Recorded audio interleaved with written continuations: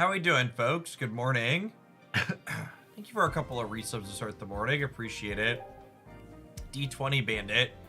Coming in hot for over 6 years. Good morning, good morning. The very best. Gotta keep the Jeff to Jeff transaction rolling. Thanks for keeping it rolling for 5 months. Kayuden, thank you for the 28 months. Appreciate the over 2 years. Greetings from the future. I'm on vacation in Australia. Australia, is Australia already in the next day? I thought they were like plus 12 on me. Are they more than plus 12? Fooner Mac, thanks for the half a year. Good morning, good morning. Koran, thank you for the 27 months. They're more than that. Interesting. Silver Oak, thank you for the over 4 years. Alright, I'm gonna make me look it up. Time in Australia right now.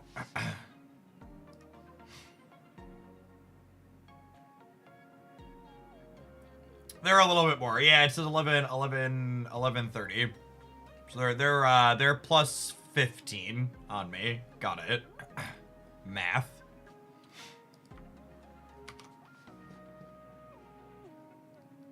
Buzzwole is an ultra beast. It certainly is. I bet we're going to see Buzzwole's bet his share continue to pick up as people get more access to the card. Padden, thank you for the absurdly generous tier 3. And for the almost 2 years at that. Welcome back. Good morning, good morning.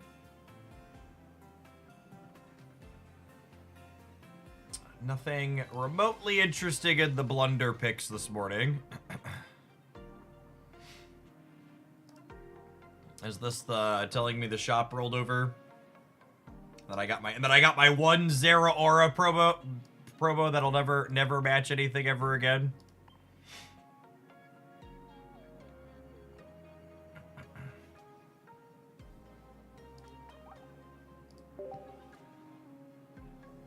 Unironically, the one of promos is the thing that's probably going to lead me to stop paying for the pass on this game more than anything.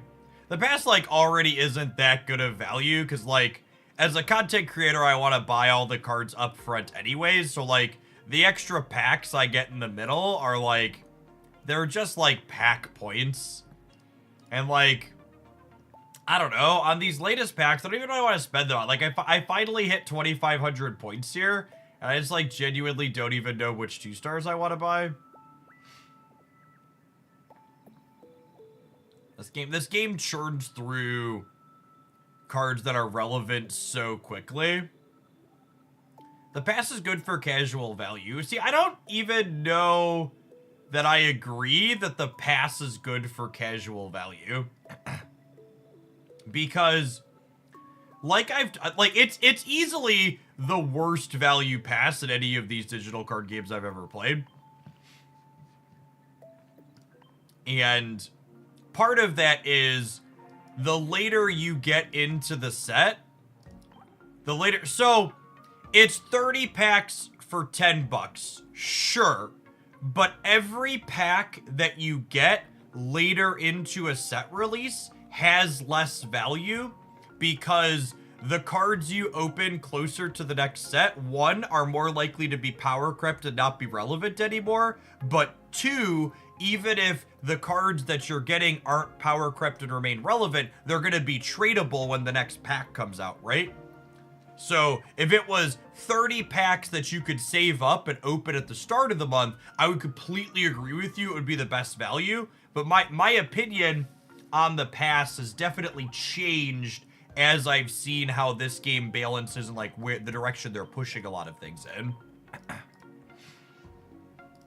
It really feels like there's so much, the returns on your boosters later into the month are just so much worse.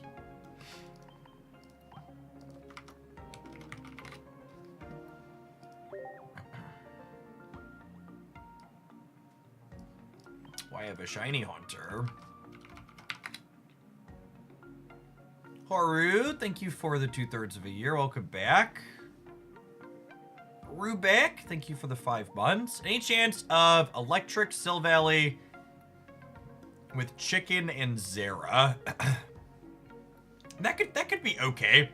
Although I don't know. I feel like that's probably not. I'm curious to see what the anecdotal metagame feels like today, because my anecdote from last week when we signed off was there was a ton of people playing Rampardo's Sil Valley, and I feel like playing Zera Aura and stuff to that sounds not exciting.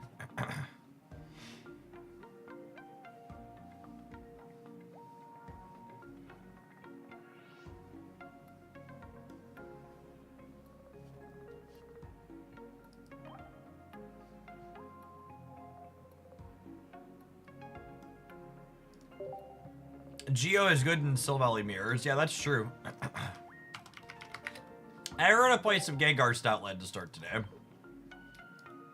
Is my plan. What does this thing evolve from? Herdier.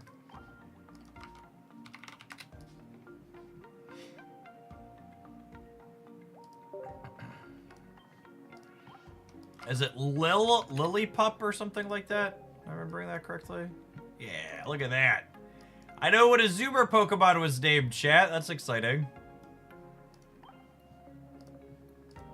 Imagine remembering the names of Zoomer Pokemon. Couldn't be me. Candy. Lily.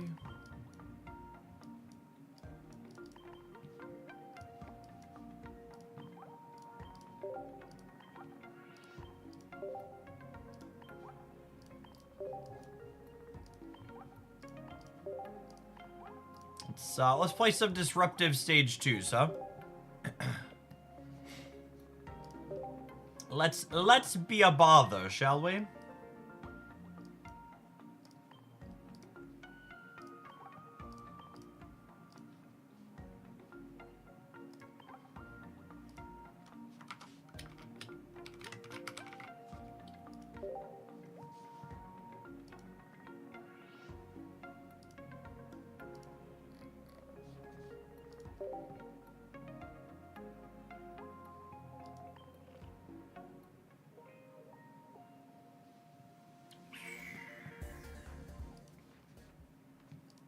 Solo. Is there a solo event going on? No, there's just all of these I've never done. Got it. Okay. My ability to clear red pimples. Please, my kingdom to clear the pimples.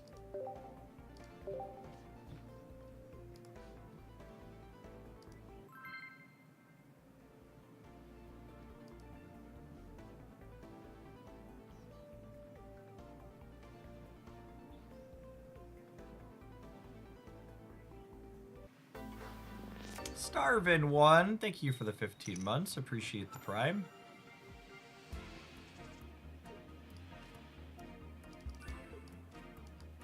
All right. Got ourselves a Haunter. But it has grass energy. Statistically, they are going to be sucking our blood.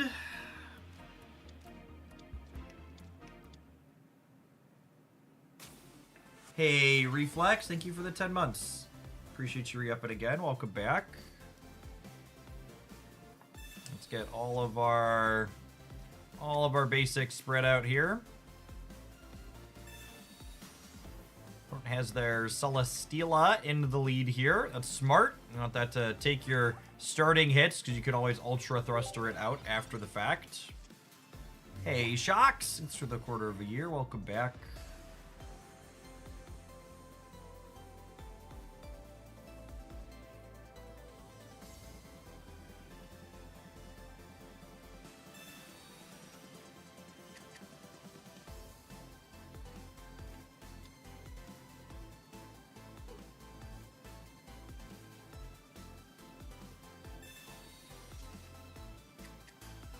It's not a Kartana.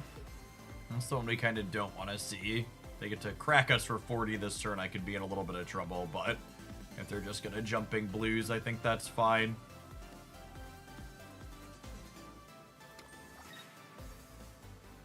Assume we're going to thrust around. Yep.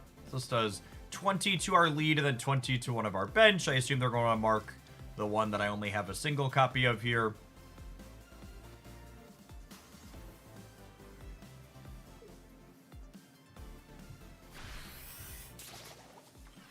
really? Interesting.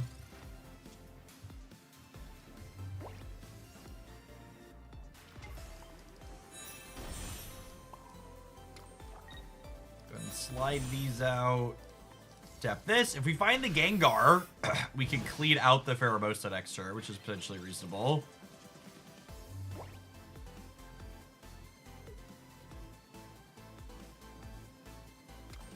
Yeah, Banette is a card that I would assume is unfortunately unplayable in our new metagame.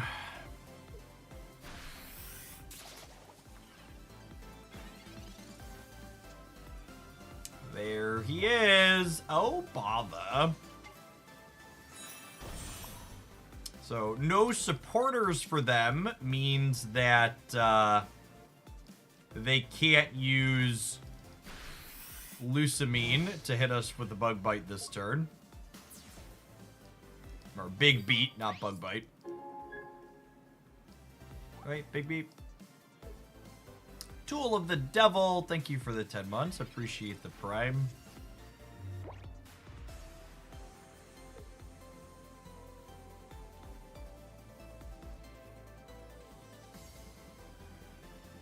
Now, Gengar does have 130 HP, which means that if we use this Lily, we'll be able to get it back up to full, meaning it won't get cleared in one by the Big Beat, which is nice.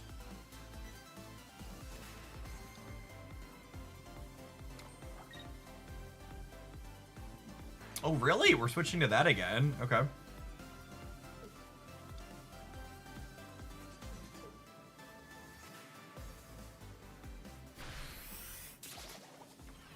They want to go for the Ghastly Clear.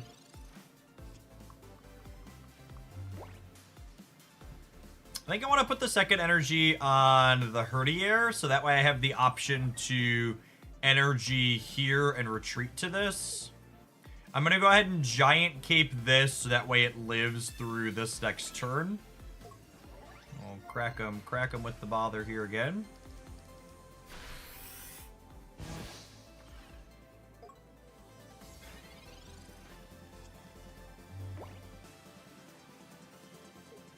Any standard advice if I wanted to swap out Mars or Red card in some of the tournament lists while I'm playing on the ladder? Just any good utility cards.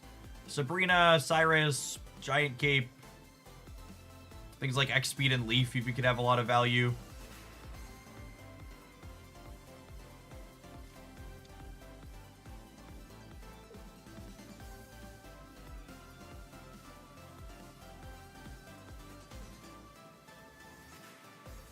We are not playing EX Gengar, no gap. I'm just on the 5 Herdier, 5 Gengar.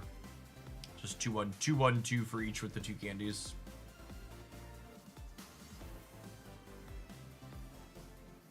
So Lily plus Giant Cape means that Gengar does not die to Big Beat next turn, which is nice. Oh, they're not giving up the knockout point. That's interesting.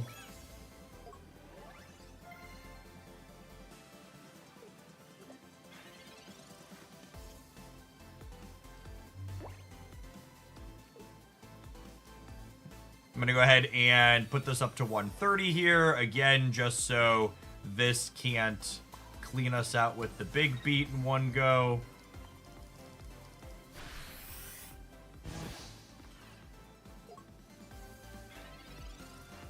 The 20 points on the Herdier is unfortunate, though, because Stoutland only has 140 HP, meaning that that one chip shot on it means the Buzzwole gets to clean it out in one.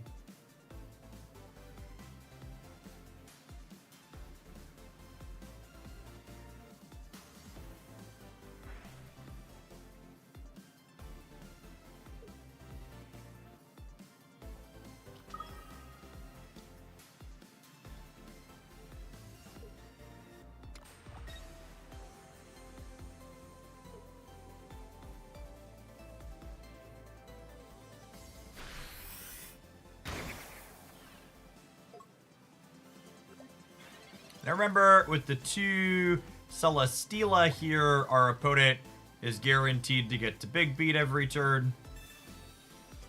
Just swap it in and swap it out.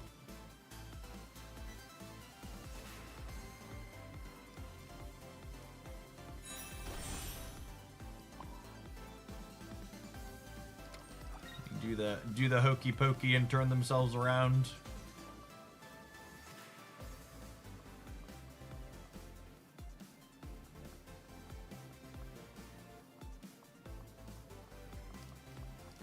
Well, we get to continue to say you don't get to have supporters for a little while at least here.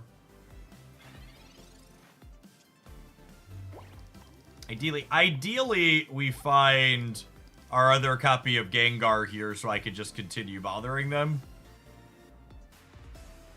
Slacker! 7 years is a long time. Thank you for the 84. Appreciate you not slacking in Hoaglandia. And they gotta do the Buzzwole shuffle here with the Celesteelas.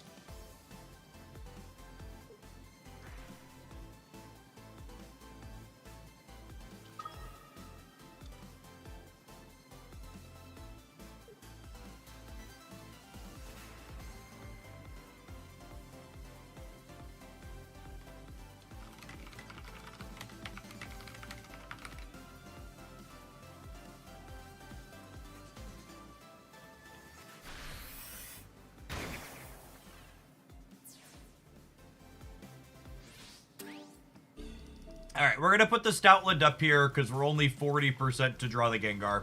And I have enough energy on here that if we draw the Gengar, we can shuffle it around.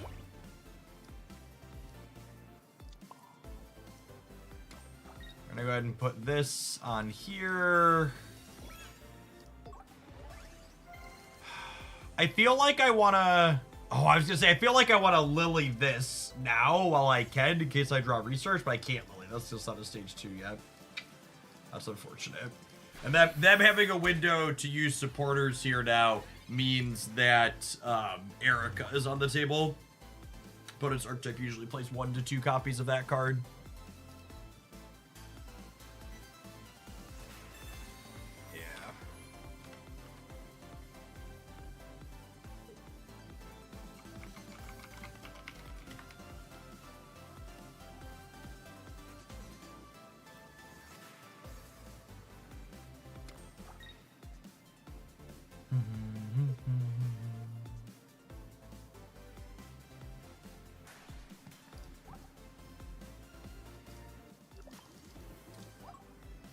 Two copies of candy at 50% here.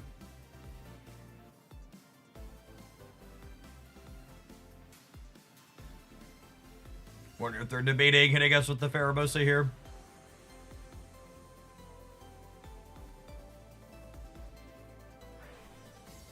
Nope.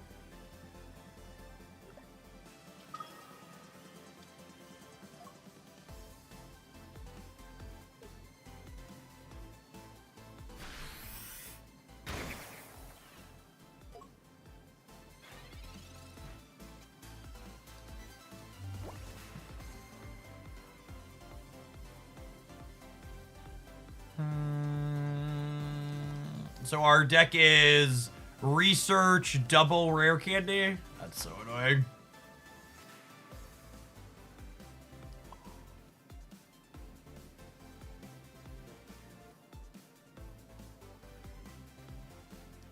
I think I go ahead and I Lily here, so that way they have to use the Buzzwole to get the knockout on here if they want it.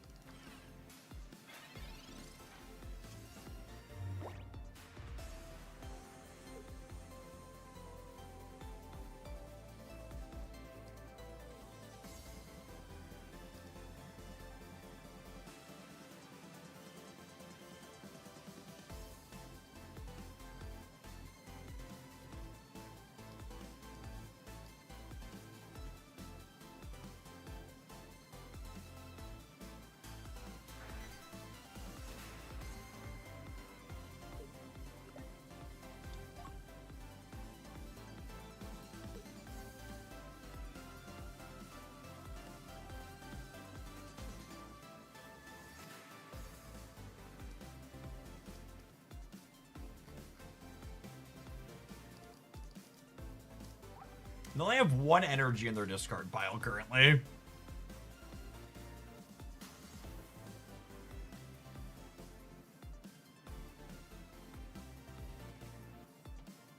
This game has been so long. Part of it's because my opponent's taken. You can't see the clock on my overlay, but my opponent's used 8 minutes and I've used less than 4. Oh, man. Wait, what? I'm very confused. Or are they just banking on... I'm very surprised they took this line. All right, they're guaranteed to be dead here, just so we're clear. Our deck has 2 rare candy and a professor's research.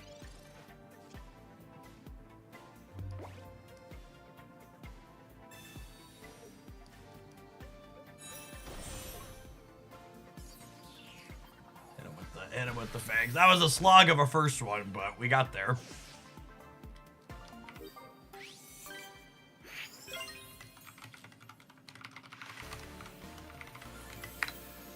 Whew! All right. We're gonna take a pause for the cause to let some adverts go. But we're definitely gonna play some more of this. This is I don't know that this deck's gonna be a very good laddering deck from an efficiency standpoint. It might be good from a winning game standpoint. It's definitely excellent from an annoying our opponent standpoint, but from a playing 12-minute games, I don't know about that. I'll have to play some more and see if some fast ones are possible, huh? Thanks everybody for chilling. Don't go anywhere. If you're watching on YouTube and you enjoy the Pocket content, consider tapping the like button. It doesn't cost you anything and it helps the stream reach some more people. YouTube says this would be a good time to insert adverts. Have some adverts, YouTube. Surprise. YouTube always thinks it's a good time to insert adverts.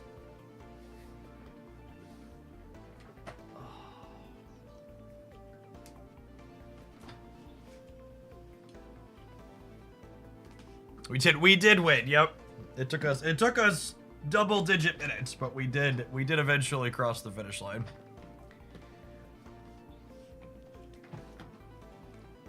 Aren't all TCGs about annoying your opponents? Found the control player.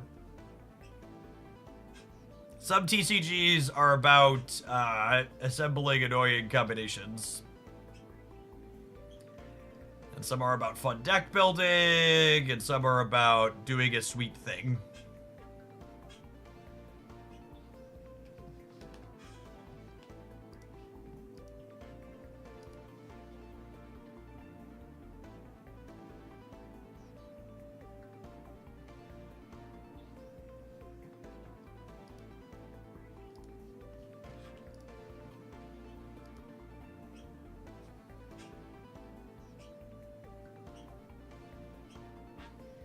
It's harder to annoy people when you can't sneer in a response. That was the worst part about Magic the Gathering, if I'm being truthful. Not that you could respond, but that like players who clearly don't have responses would pause like they do every single time because it's optimal to bluff. I do this thing. Hold on, I'm thinking. All right, fine. It resolves. Morning, Intercube.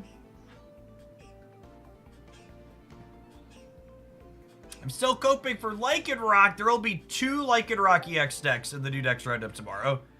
Or a smattering of results for that one across the tournaments this past weekend. Small smatter of results.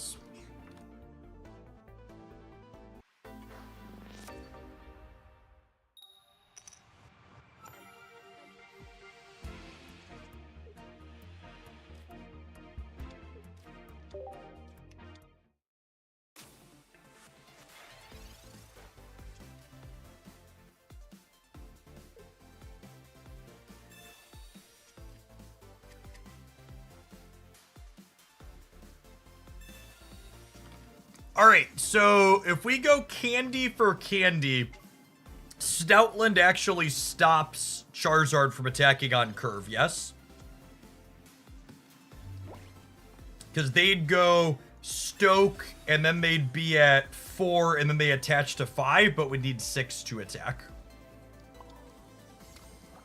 And then Cape lets Stoutland survive a 150 hit. So if we hit the big dog here, we're actually in a pretty okay spot, even if they have their thing.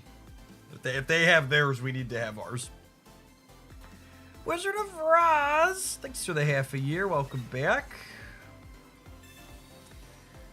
When does my opponent have their rare candy? Always. When do I have it? Well, last game we showed was in our bottom 3, so that's just how it be. Big dog! Big dog! Big dog! Cooked? Cooked. Alright. Alright. One of the long-time, speaking of in response, one of the long-time members of our community is Socio. We were chatting in Discord this past weekend, and they described playing rare candy mirrors as playing Tron mirror matches, and I have never felt anything in my soul as thoroughly as I felt that. It was just like this big sinking, like, oh god, he's so right.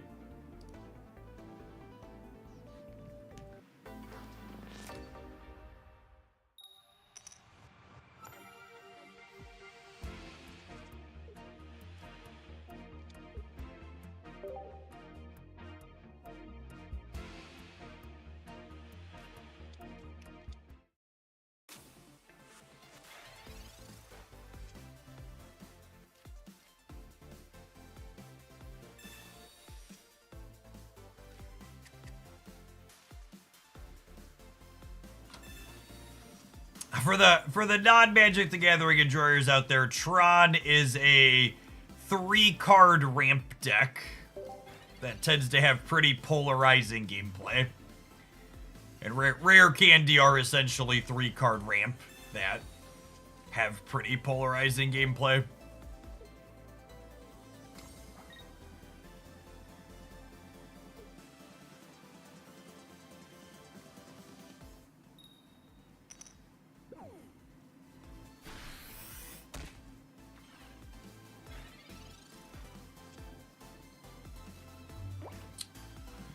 So I think I'm actually just letting this lead pup take one for the team here.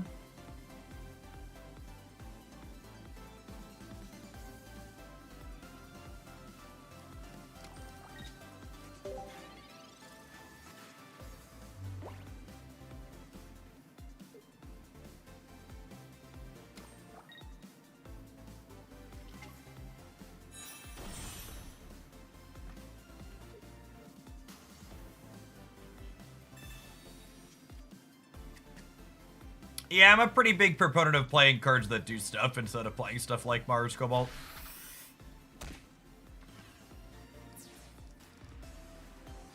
Alright. 2 candies, 2 big dogs. 11 cards in a dream. I guess research could get us into one of those 2 as well. Why not both? Both? Both would be great.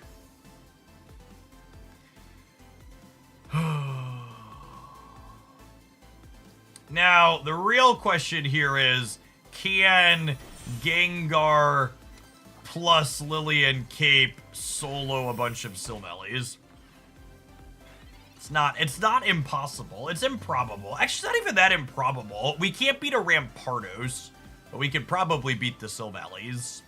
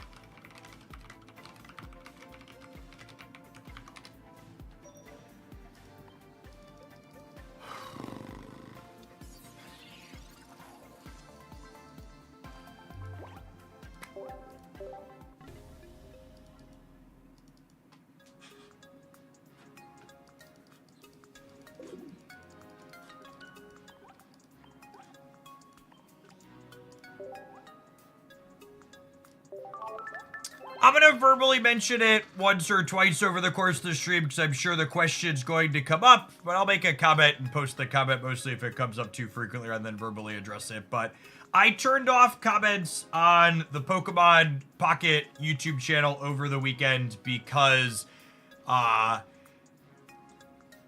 I'm tired of getting needled by a toxic community about not being able to pronounce the names of 1,000 different Pokemon Pocket monsters. And I'm sure people who are assholes are just going to tell me, Jeff, you should grow a thicker skin, or Jeff, you shouldn't care. But as someone who has both a reading and speech disability, constantly getting dogpiled by people who think they're being funny or want to tell me it's just a joke, just isn't fun. And I'm a pretty big proponent of life is short, and if it's not really directly impacting my income, I'm just like, comments, you know, rather than feel frustrated or be annoyed by them, I'm just going to opt out, and my life will be better from opting out. So I wish people were better. I wish people were less obnoxious. I wish I could tell you I just didn't care and I could let it not affect me, but I can't. So I'm just going to opt out. And some people are gonna be upset by that and be mad about it, but those people could just go be mad about it somewhere else because I won't have to read about them being mad in the comments.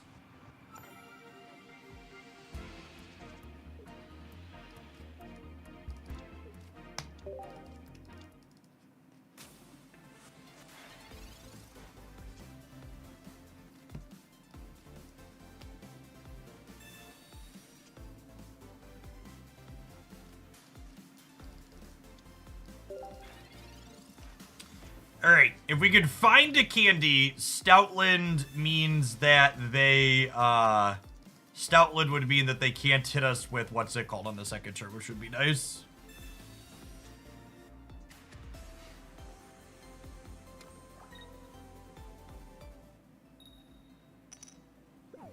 Them missing on this coin here is actually relevant, because Stoutland has 140 HP. Meaning that it'll survive a 100-point hit. And there's a piece of candy.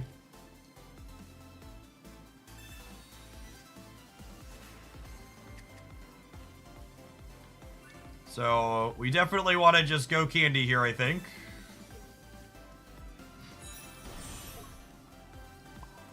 Slide my energy up there. I'm going to put this Herdier here so we can work towards the second Stoutland in the back. Goat Farmer, thank you for the 2 years. That very generous tier 2. I appreciate that. Welcome back. Play a supporter. Play a supporter. Do their abilities stack? So Stoutland's ability is only applicable when it's in the active spot. Nothing to stack, so to speak.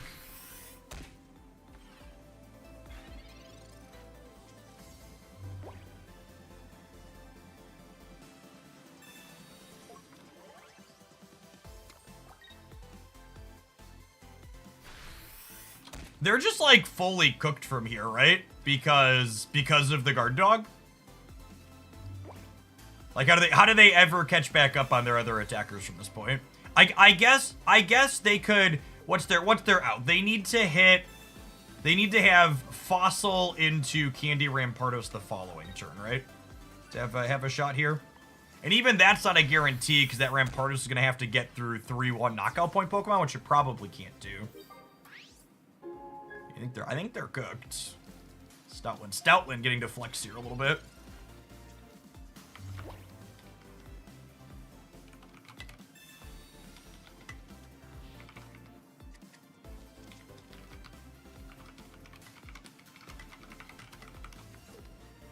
Hey, J Prime, thank you for the 14 months. I appreciate that. Welcome back.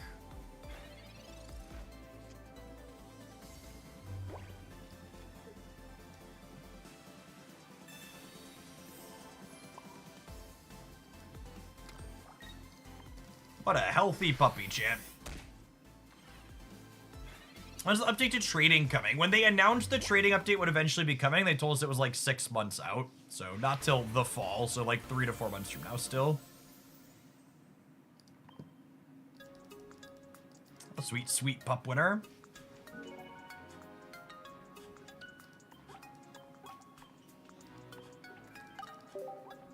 Disruptive doggo. Stoutland looks really impressive when it can manage to knock something out. You make them add 1 energy to something that it knocked out, and then plus 1 energy to the next thing, and it basically puts them 2 behind you. That's a really interesting way to think about it, Thoxor. I hadn't thought about it that way, but yeah, it's basically a +2 in those type of situations. Have you tried 2 canning it? But I haven't. We haven't played a ton since the new patch drops. We've been trying to fit in some snap too.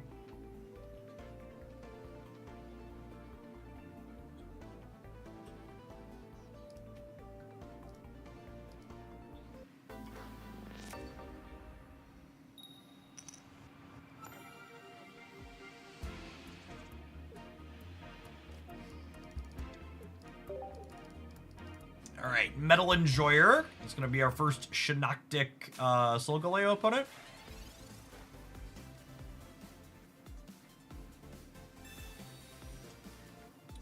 We have the big dog. Just looking for a piece of candy. Medium-sized dog probably isn't fast enough.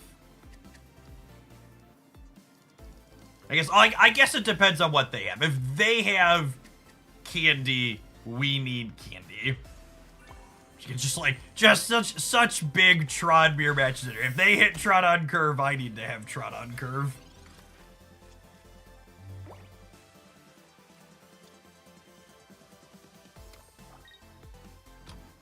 Pablo, thank you for the 1.5 years. I appreciate that. Welcome back.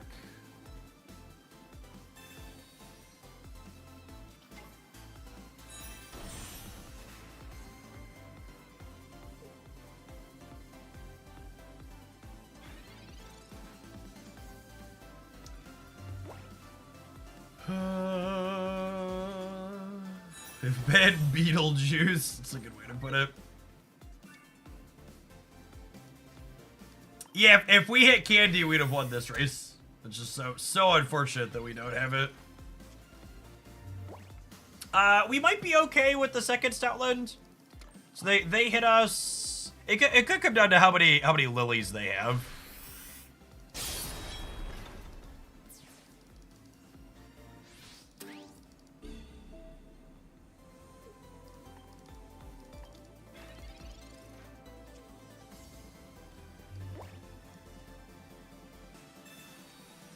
Does rare candy get around Aerodactyl's EX ability? Absolutely not.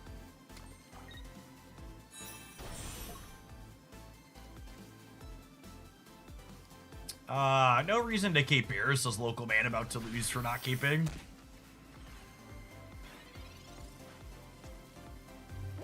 Oi, Madi, thank you for the 6 months in advance. I plan to be here. Thanks for keeping me around.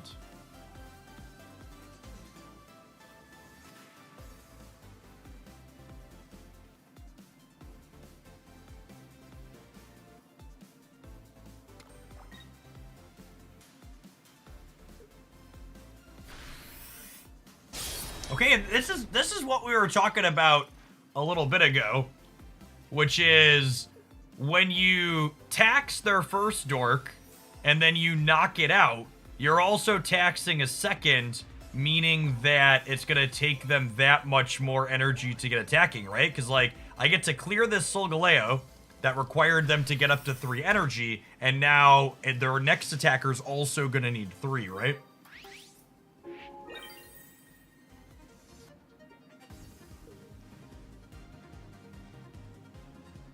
Yeah, with them not having Lily here, we're actually gonna beat them having Candy and us not on the back of our Lily, I think.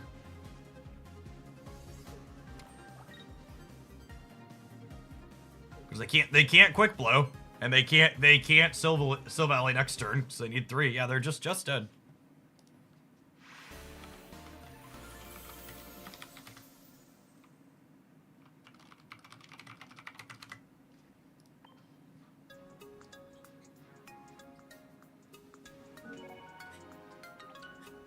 Should we try Stoutland with Greninja? Yeah, that could be worth exploring too, for sure.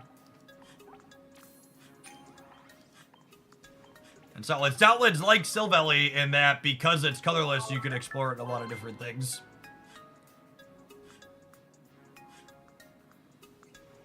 I hope you had a good week. I did have a stellar weekend with the family. And then I logged into our patient portal after my wife had some medical tests done last week because they told us something might be wrong.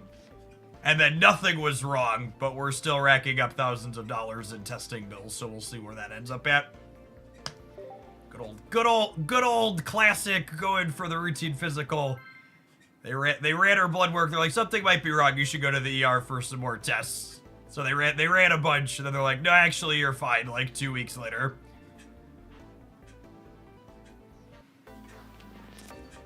So I believe we're at $3,000 and counting expected for our out of pocket. And they're not quite done racking them all up yet, so we'll see where it goes. Really good, reasonable system. Honestly.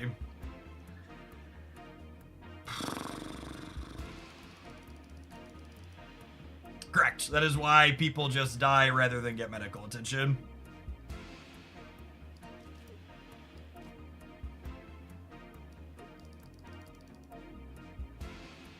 And truly, I want to make sure it's clear I mean this from the bottom of my heart. If you think the American medical system is reasonable, you should fuck off and never come back to my content again.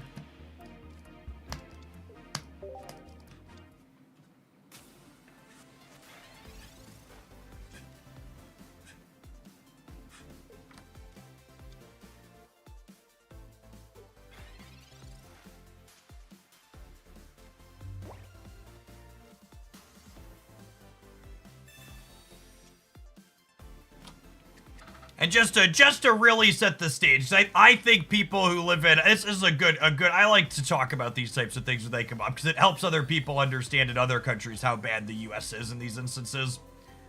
My family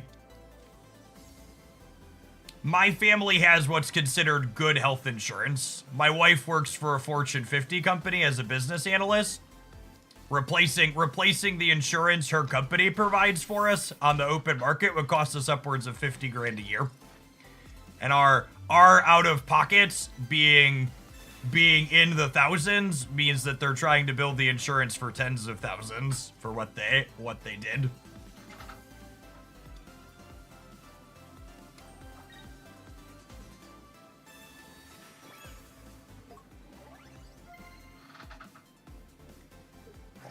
Also, they can turn a profit on sick people.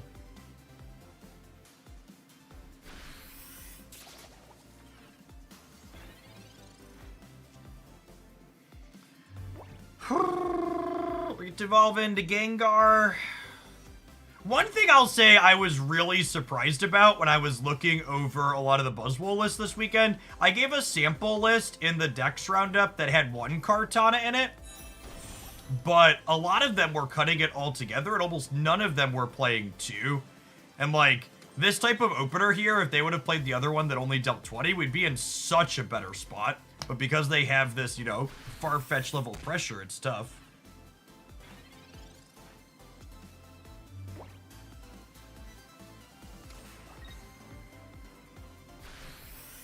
Thanks, Jesse.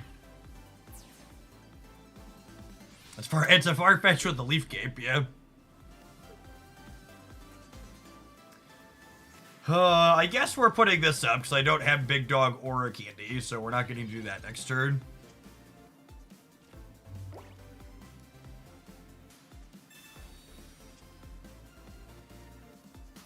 Alright, we found medium-sized pup and big pup. I'm gonna play the Cape out just to play around Mars and Red card a little bit here.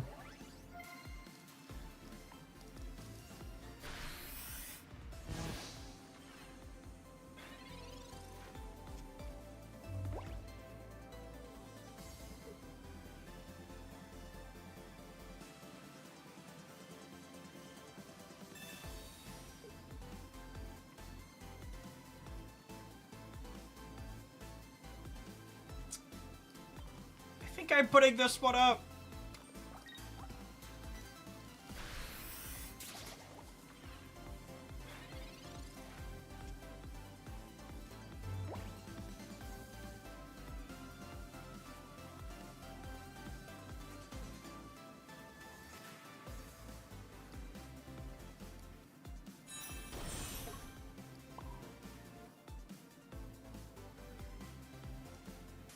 I mean, solid B student, just so we're clear. I'm not making the argument that the doctors did something that shouldn't be done. I'm saying that running the first test and telling you could have cancer, we need to run another test to confirm it, and then charging us 5 figures between us and the insurance company afterwards is, like, awful. I'm sure I mean, I assume the doctors did what they thought was correct. I don't know that I think they necessarily were trying to scam anyone or the insurance system.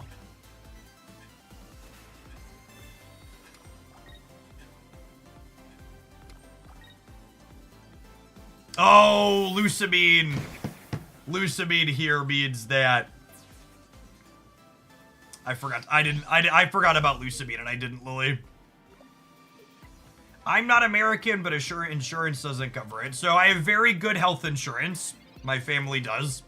Meaning that we won't pay 5 figures, but currently our expected portion of what's been charged is around 3 grand.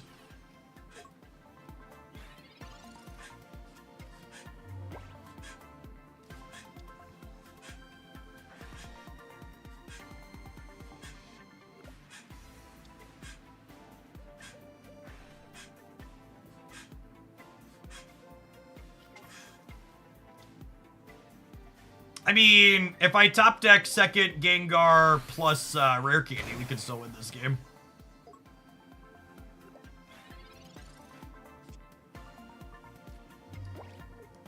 Unlucky.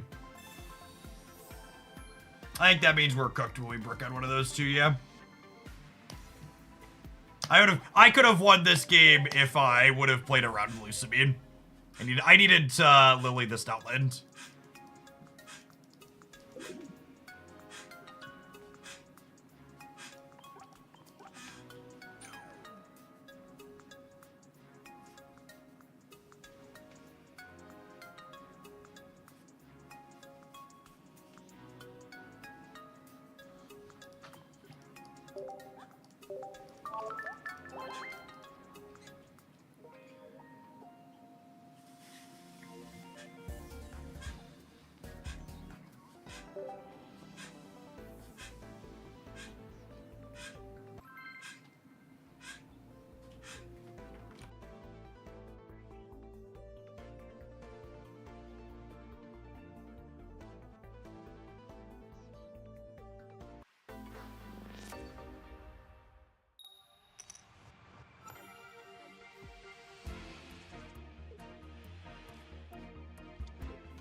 All right, we're going second, and we have Candy Big Dog. A Blaze Enjoyer.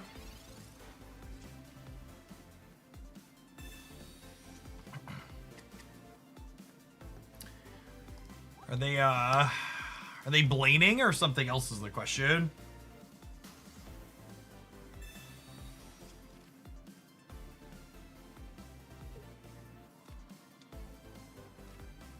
They're playing Charizard. Interesting. So, Stoutland lines up well into Stokezard.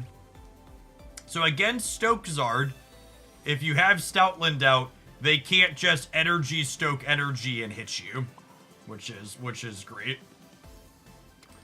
I'm gonna keep the pup because the pup gets the big dog up to 160, which means you survive a hit from Charizard, and getting my hand down to 3 cards makes it less appealing to Mars and Red card me.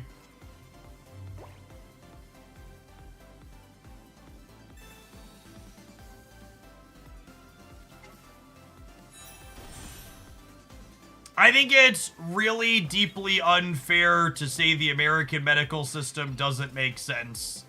Because the American medical system does exactly what it was designed to do, which is extract money from sick people, not provide care for sick people. So it's abhorrent and it's immoral, but it definitely makes complete and total perfect sense, unfortunately.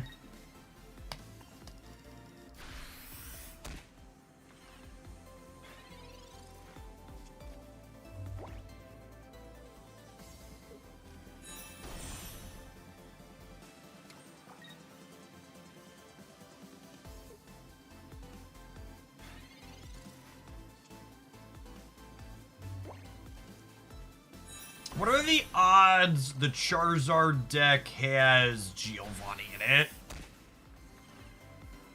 Yeah, now because they let on Blaze, they're going to have enough energy to hit me for the 150, but Sharp Fang into Bother might be enough. I don't know, it's going to come down to how many Lilies they have, right?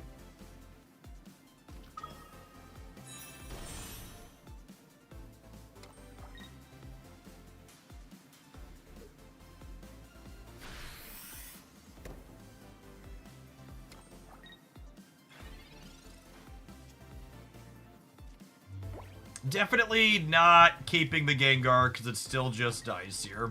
Is Team Rocket Grunts worth playing with Stoutland? It's just a high variance card.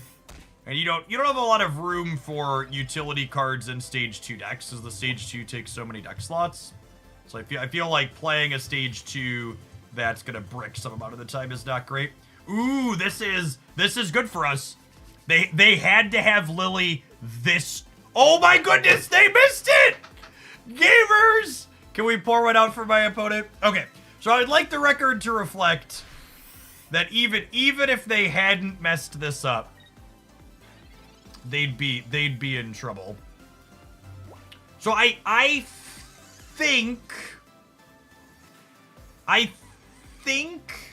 is it crazy to switch to the Gengar to lock them out of Lily next turn and force them to retreat?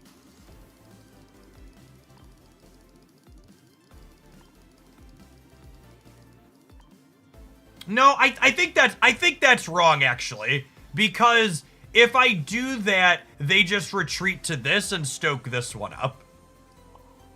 Yeah. I'm just supposed to hit them. I'm just supposed to hit them here because they have the second Charizard. I'm just supposed to hit them. If they didn't have second Charizard, we would. Hello, toddler girl. Aren't you supposed to be getting ready to go? Mom hasn't put in my cards, but I'm not going yet. Mommy has to print your birthday cards? Yeah, but first she's gonna drop off, but doesn't get the oil change. Oh, okay. Wait, what? Wait, why does our car need 2 oil changes? 2 oil changes. Each of the cars need an oil change. Why? Why? Because the oil helps them stay running. Because they're gas cars. Wait, Daddy, is this your car? That is my card. That's Stoutland. It's a puppy. Wait, can you pick up that car? That's Charizard. I know, but I'm waiting to cut him. Wait, pick him up again. No, not that one. What's that guy? That's Charmeleon. That's the middle one. Oh, yeah, you have a Lego Charizard, right? Yeah. This is the Pokemon in your room. Yeah. Do we Sharp Fang again?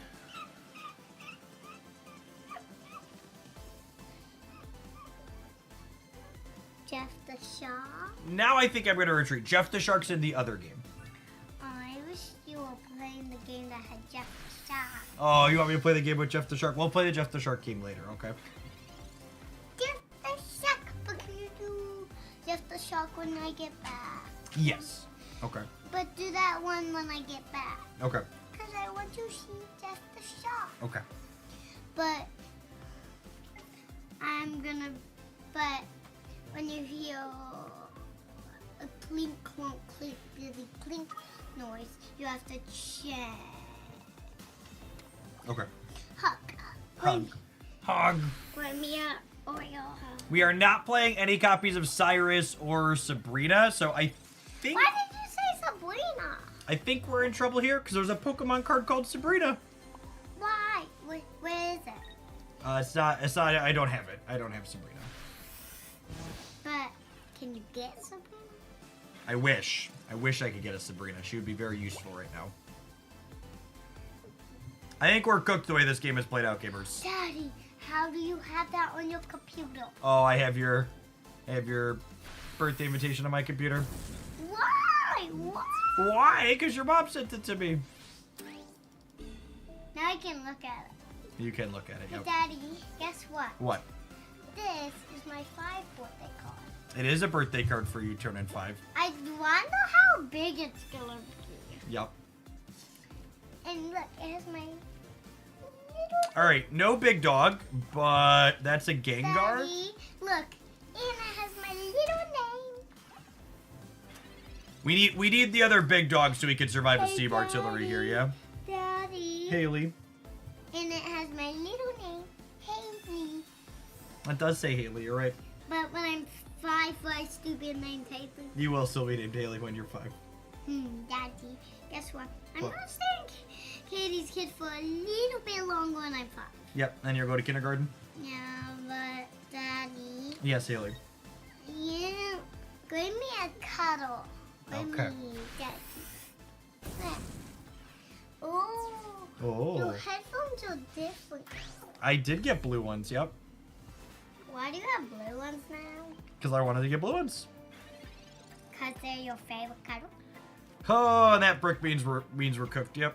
Daddy, And with one research and one Stoutland in the deck. Guess what my favorite colors are? Green. Oh, I know your favorite color is green.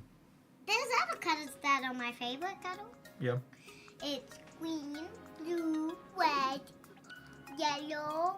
All right, gamers. I think I want to play a few more with this one because it's been amusing so far. I'm going to take a quick pause for the cause, let some adverts go in a second while we talk to the toddler. But thanks for hanging out. Don't go anywhere. Play a little bit more at this, so we'll probably play one more thing this morning. Daddy, Thanks for chilling. Don't go anywhere. Daddy. Yes, Haley girl.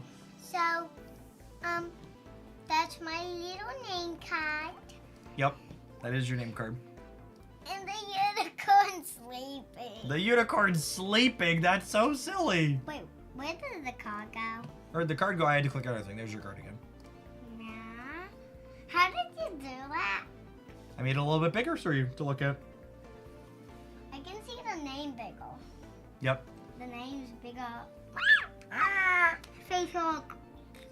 Daddy, my favorite colors are green. Wait, I'm gonna start from the fourth color I like. First color you like? But actually, I'm gonna start from. Ooh, I know. My favorite color is red, yellow. Are there colors you dislike or do you like them all? I like red, yellow, green, blue, and purple. Okay. I like both of the blues and sets. And I like good. Okay. Good, good, good, good, good, good, good, good. Okay, you should go upstairs and see if mommy needs help with anything before you gotta go, okay? Love you. Thanks for visiting. I stepped on the chair. Ooh, careful. Tell your daddy you want 2 gold Pokeballs on your account for your birthday. That's gonna be a little bit over the price range of her birthday party.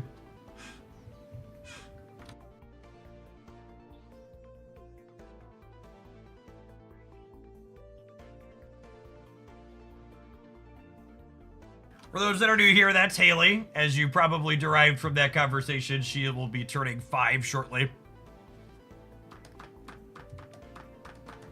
Which we've been talking about how wonderful things in America are.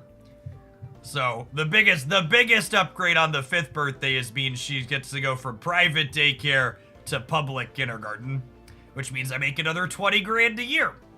Which I know like when people who live in other countries hear me say I've managed to make low 6 figures doing what I do here on the internet, it's like, that sounds like an incredible amount of money.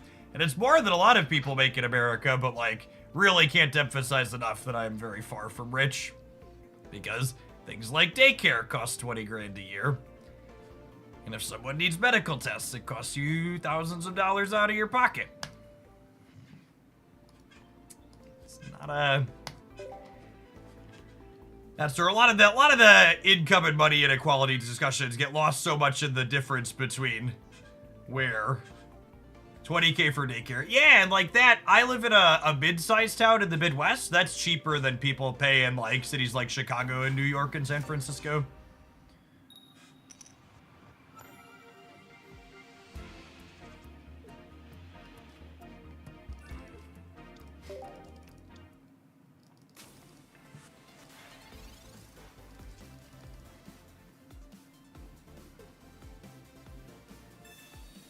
All right, Bother is lovely against Lily's and Erica's.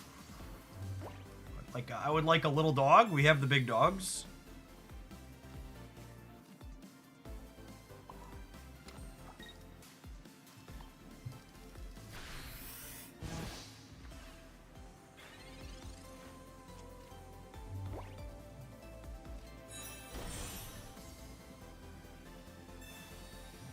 This is very smart on their part, burning the Erica proactively before I can bother them.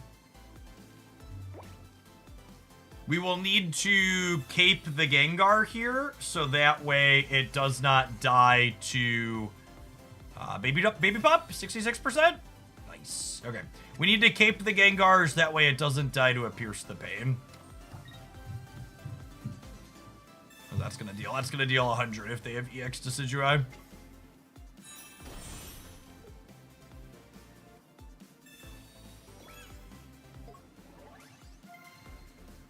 We need to keep the pup too. Oh, we do need to keep the pup as well. Yeah, yeah, because they could have baby Decidueye and correct this for 70.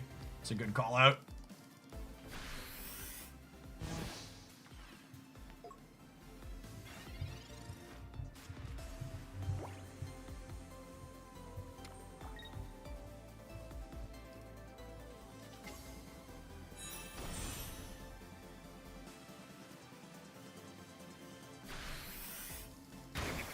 Yep, there's Pierce the Pain.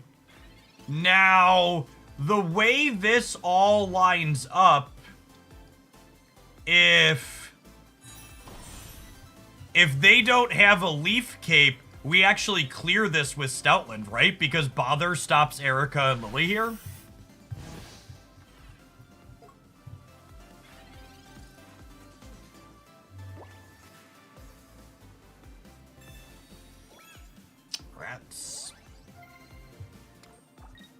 And once they have the Leaf Cape here, I'll be surprised if we're able to overcome this, just because like they're not playing on other Pokemon, so I would assume their hand is stacked with Ericas and Lilies, especially given how proactively they played this one out.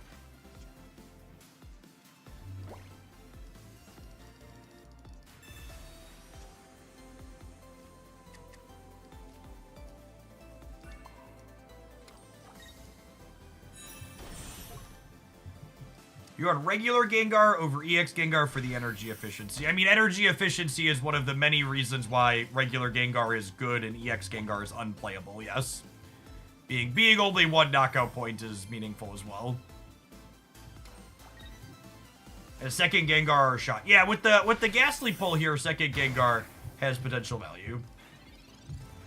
We've got a couple of draws at it. We could also find the second Stoutland, could buy us a little bit of time as well, yeah. So I've got one Stoutland, one Gengar, 8 cards of Dream, or 4 cards of Dream, so 50%.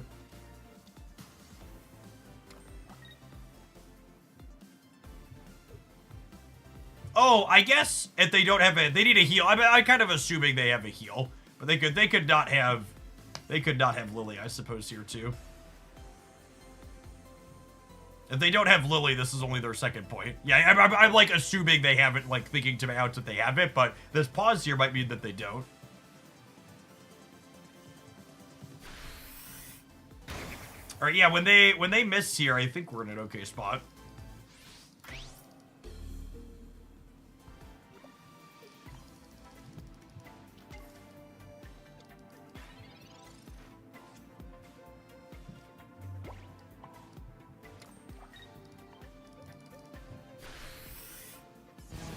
Yeah, now with this gone, like, you know, I have 2 stage 2s and 3 cards here.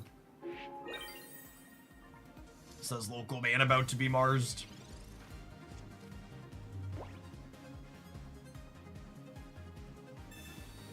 I currently pay $32,000 a year for 2 kids in North Carolina.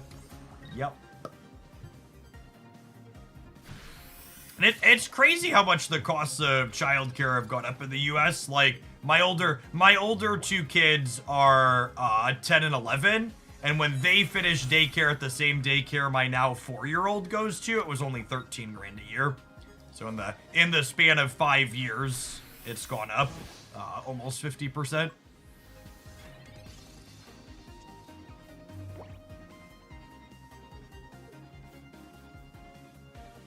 I suppose we are dead on board to not draw. We're a coin flip now.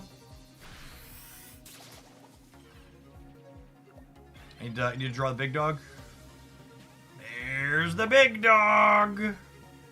Big dog means they're just in here because I get to go ahead and hit them for 70. Get my last point.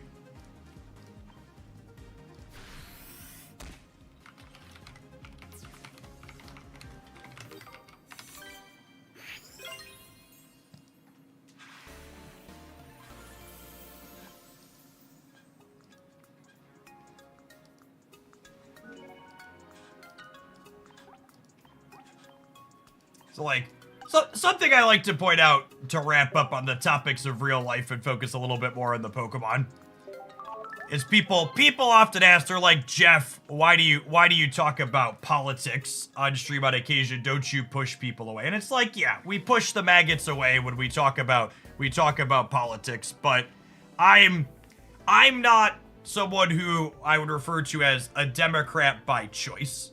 Like, even if you could somehow ignore all of the abhorrent and deeply racist and terrible things the Republican Party does, on top of being abhorrent and racist with their immigration policies and many other bigoted things that they actively do in terms of policy, like dehumanizing trans people, they also literally don't put forward any legislation that actually meaningfully helps people.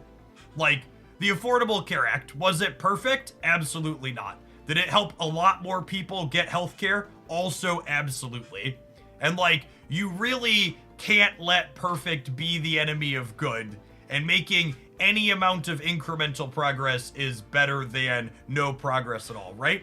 It's even like, you know, the last time Trump was president, every week was infrastructure week because it never actually happened and nothing meaningful got passed. And under Biden, the Democrats worked and passed one of the largest infrastructure bills. Was it ever? It's definitely in my lifetime. It might have been ever. I don't remember the exact number compared to others. But but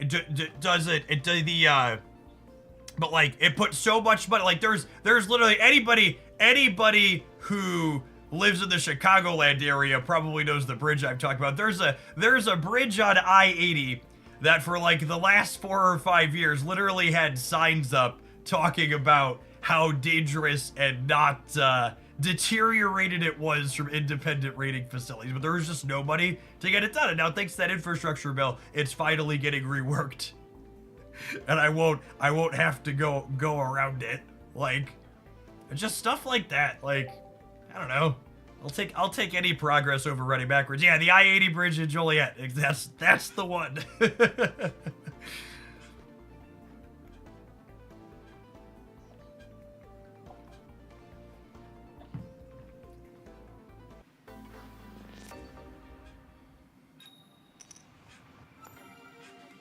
And it's like, you know, I wish I could just not care, but just like, you know, I would like my grade schoolers to not worry about active shooters. I would like people to be able to go to the doctor without risking bankruptcy. I want people to be able to marry the people that they love. I want trans people to be allowed to fucking exist without being harassed and demonized. Like, it'd be great if politics were like ignorable, but just like, these are all things that like just should happen. But for some reason, we know the reasons, they don't. Alright, rather than being sad about it constantly, I'm gonna focus on the games. This is a reminder that if you're someone who supports my stuff, you should pop in the Discord server. We have very active channels for Pokemon and politics and Marvel Snap and sports and food and all sorts of other stuff. You want to chat with like-minded individuals about it all. I have a Ghastly into a big ghost, and we've got a research to dig for a candy here.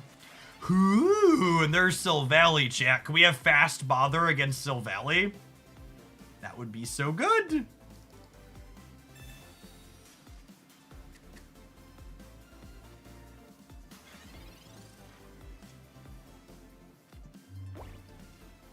Oh wait, we're going second. That's still fine though, right? Because they need 2 energy to attack.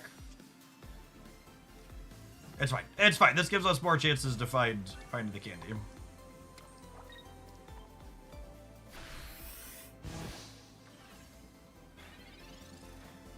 Is there a Pokemon you've grown more fond of after playing with it in Pocket that you didn't care for before? you know, I don't think so. A lot of Pockets characters were ones that I'm pretty familiar with so far. We're just now starting to get into the range of others. Farfetch. So I was actually always a pretty big Farfetch fan, if we're being honest. The duck, it speaks to me. Ms. Magius is probably the closest answer. Ms. Magius is probably the closest answer to that question. Enjoyed that character. Oh, I'm not lucky enough to play Stage 2 next, chat.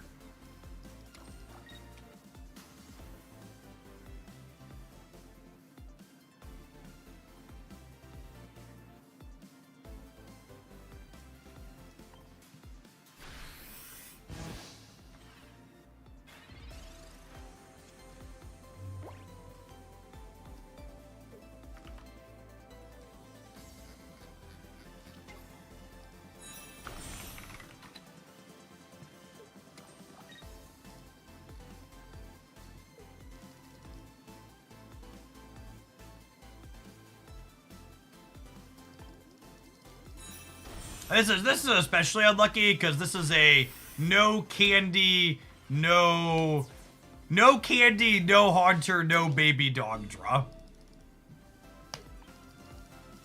Alright, 1 in 5 to draw candy. Cooked, cool. I truly can't believe all of the hyper greedy people.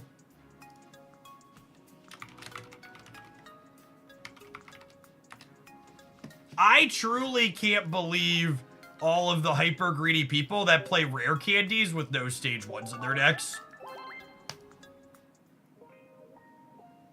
Yeah, but they just must be luckier than me, yeah. Someone asked earlier what's a good replacement for like copies of Mars and Red Card in tournament deck list. Any tournament deck list that's playing Mars or Red Card and isn't playing a stage 1 for their stage 2, that's your first add to the deck. Always, always, always, always, you should be sleeving up a stage 1, I think, for basically all of these. I think literally the only time I would consider not playing a stage 1 in Pocket is like the Charizard Incineroar deck where you're playing like 1 in 1. I think anytime you're on 2 basics and 2 stage 2s, you should have 1 stage 1 for the middle.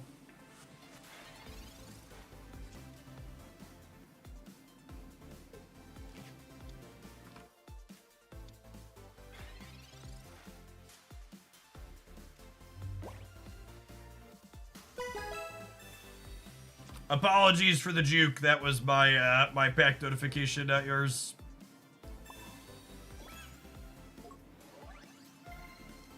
Alright, we have the big dog and the candy. We can dodge the Mars, we can dodge a ball.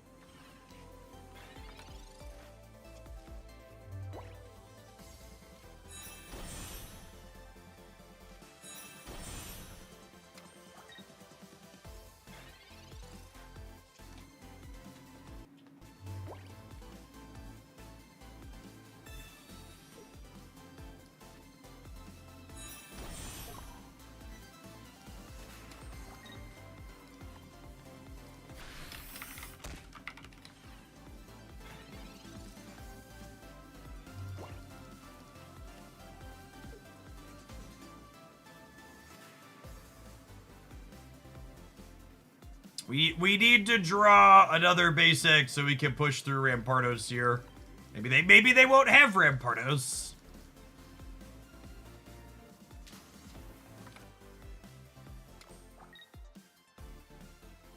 Hey Woozy, thanks for taking the time to drop your prime off over here. I assume you're Woozy on the YouTube side.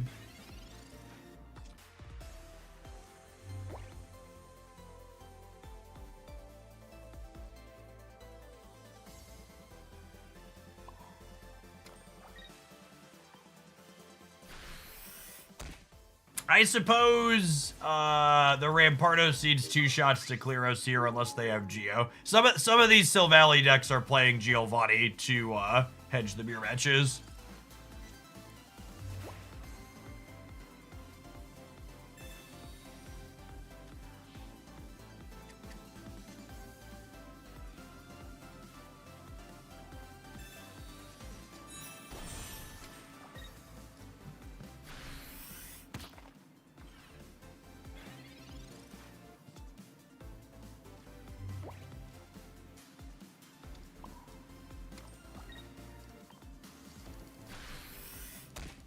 If we find a Ghastly, we might still be okay, maybe. Nah, probably not. I don't think we're getting through this Rampardos.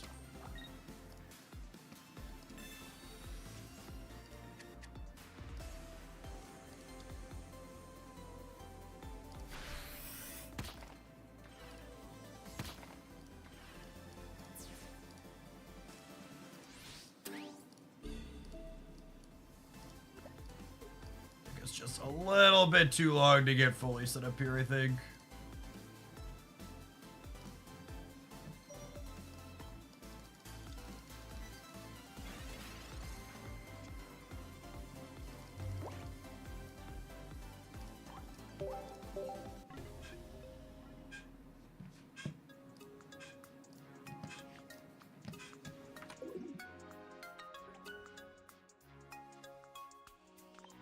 Alright, I've got one more L in me with the Stoutland, I think, and then we'll move along to something else.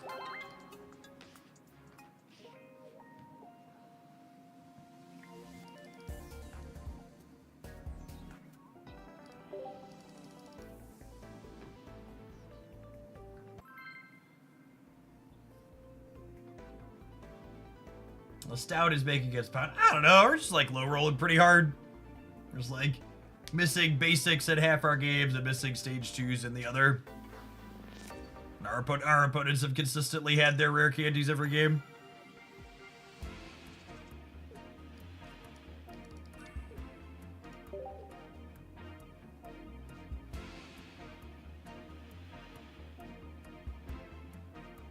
We have played some Guzzlord. Maybe we could do some more of that. That felt pretty reasonable when we were playing. We haven't played it since Rank Drop, but it felt pretty reasonable in the random queue the first day.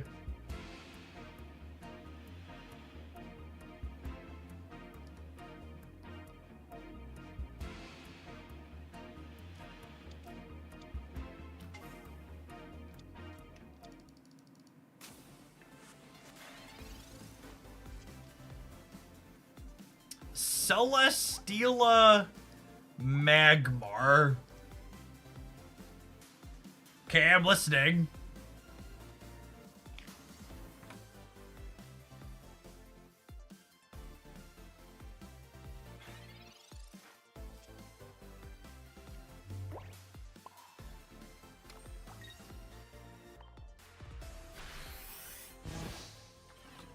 It could be on Ilima. Yeah, it's a decent read. Probably Blaze as well. This only swaps out Ultra Beast though, right? So you can't Ultra Thruster like Celesteela into Magmar? This is like stuck in the active till they have another beast?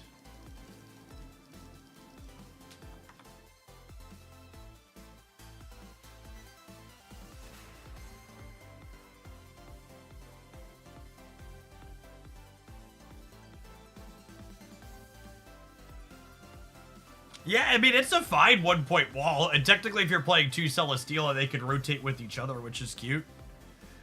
I think Ilima is a good call out as a possibility. I also wonder if maybe this is their first time. It's possible they misbuilt and they thought they could use Celesteela to swap to Magmar. Just didn't fully read thrusters. Nope, just an Ilima deck. Seems reasonable. The Thunder deck brews. We played a little bit with Electrical Cord, Michael. If you look in the Dex roundups that went up over the, I think it was on Friday, we had a couple of Lightning decks in there. There'll be a Lightning deck in tomorrow's roundup as well.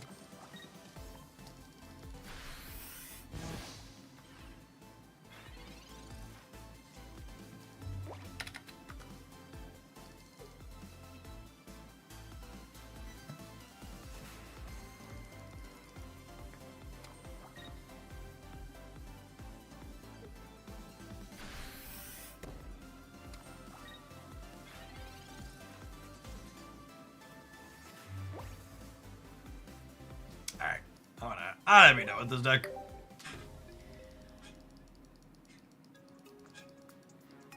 Games like that. And just not worthwhile. I don't think it's remotely the deck's fault either. This deck had a couple of results over the weekend, but like Sometimes you're just never going to have any basics, and you're never going to have your stage 2, and you're never going to have your stage 1. There's just so many different builds, so many different options there. Yeah, just the non-games that happen in card games.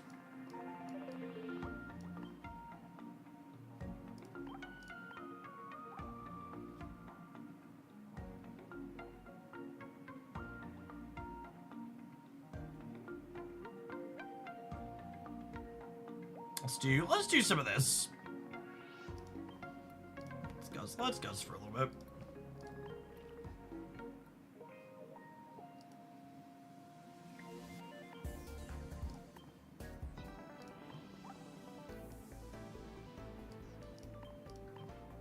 And by the way, if there's any snappers in the audience hanging out early, we're gonna take viewer deck submissions for Snap this afternoon since the last day of the season over there. If you'd like to send something in, feel free to hit me up. We'll take probably 3, maybe 4. We'll probably start snapping in about an hour or so.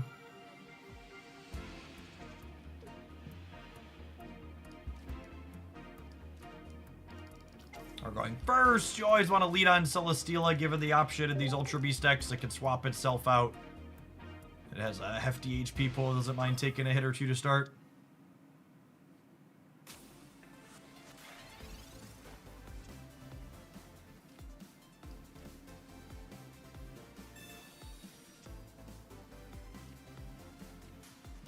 Alright, that's the perfect start for us of what we're looking for. We have literally one of each of our Ultra Beasts. We need Naganadel for this Dorko to get hit, but definitely a pretty solid setup for us.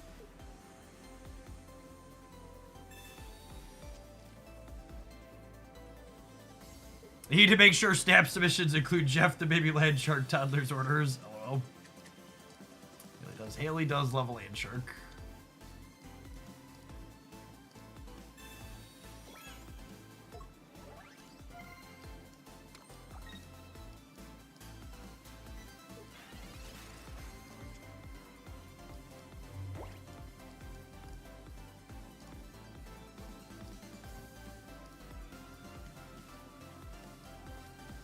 Not quite the droid we're looking for. I think it's this. So I stock the Leaf Cape off proactively.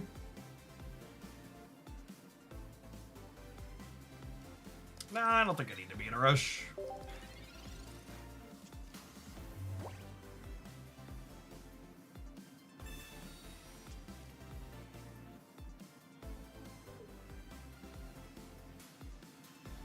Could Togekiss work well with Silvally? Maybe, I don't know. A stage 1 and a stage 2 is a lot.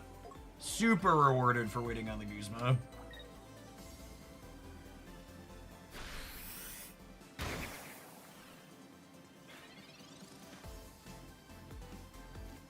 That was not the Naganadel I wanted for Christmas. Kick their toys off here. I think we just try and guzzle them here. Get on the grind, if you would.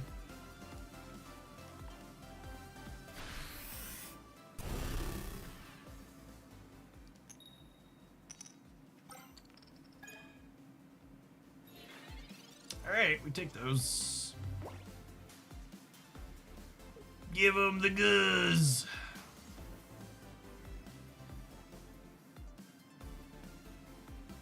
Although I suppose they can punch me, and then if I miss my coin next turn, they can big beat me, and then I die because of weakness.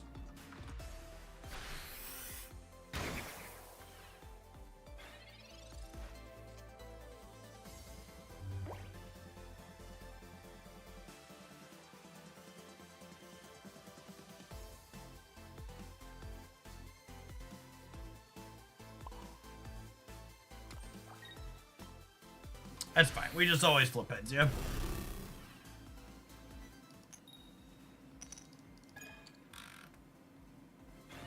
Egg were cooked.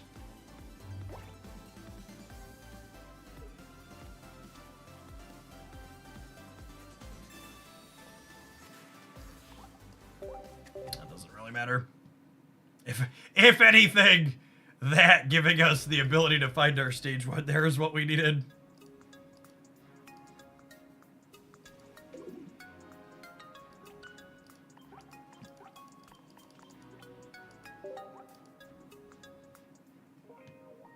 Any kitty pride decks you really play there? Yeah, there's a few decks with kitty that are solid, Scissor. There's kitty gets played in. There's some Elsa variations that are competitive, and there's a Batroc Hydro Stomper build that uses her as a Silk Enabler.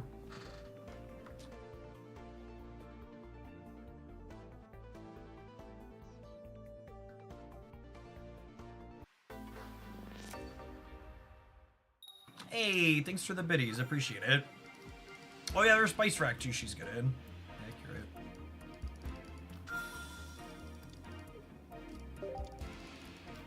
We're going second, which means leading on this isn't terrible. In an ideal world, we find Celesteela plus the basic for this, so we could swap it in.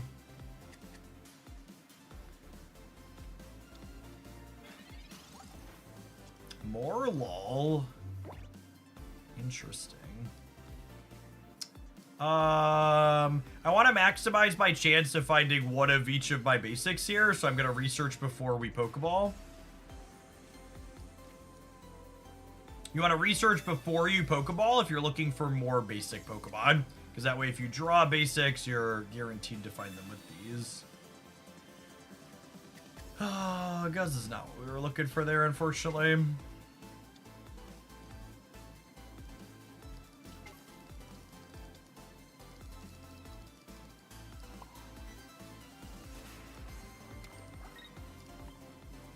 Pop this out so it doesn't take a hit next turn.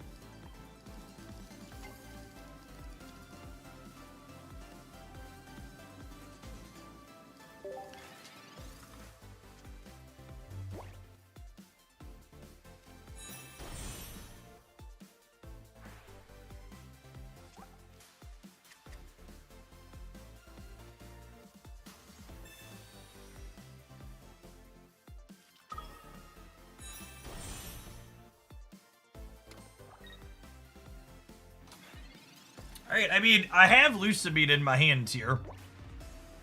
Which means I can put energies on here and then still build Guz behind.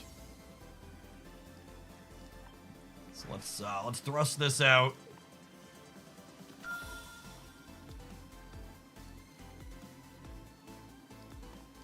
And we'll hit him with the poison here. So they're gonna take 50, and then they're gonna deal 10 to themselves, and then take 10 more from poison after they knock me out.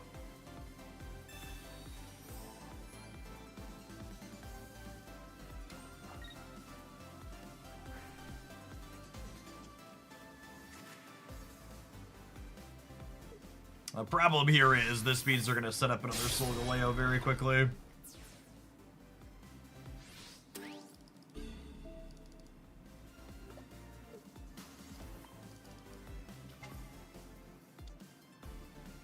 I think I need to grind core to stay in this game.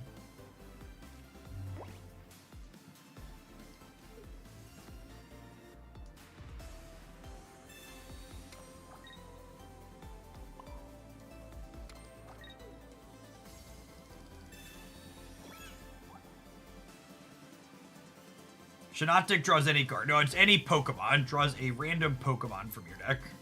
It helps them set up double Solgaleo every game.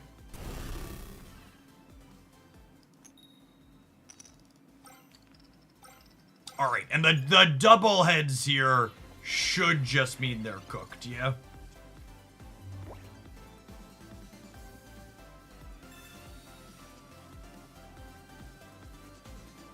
I guess they could have second Solgaleo plus Candy, but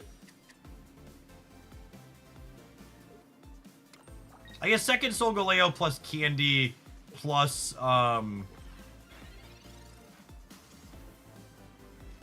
what's the word I'm searching for?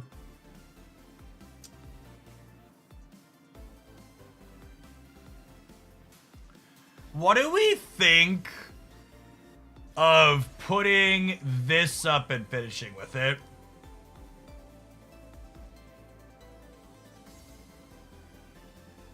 They're not retreating next turn. I think I'm not killing this.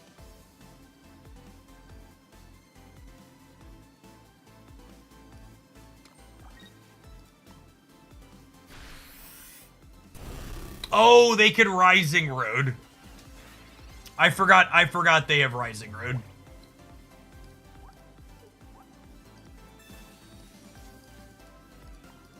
Maybe the other candies are their bottom three. Yeah, I forgot about Rising Road.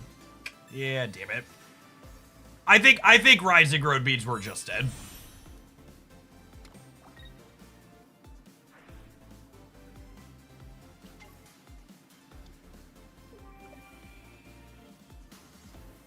I don't think there's any permutations here.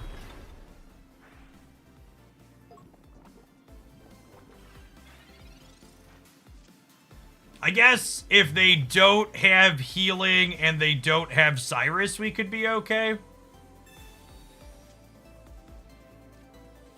But even that's not good enough because I didn't take the knockout last turn.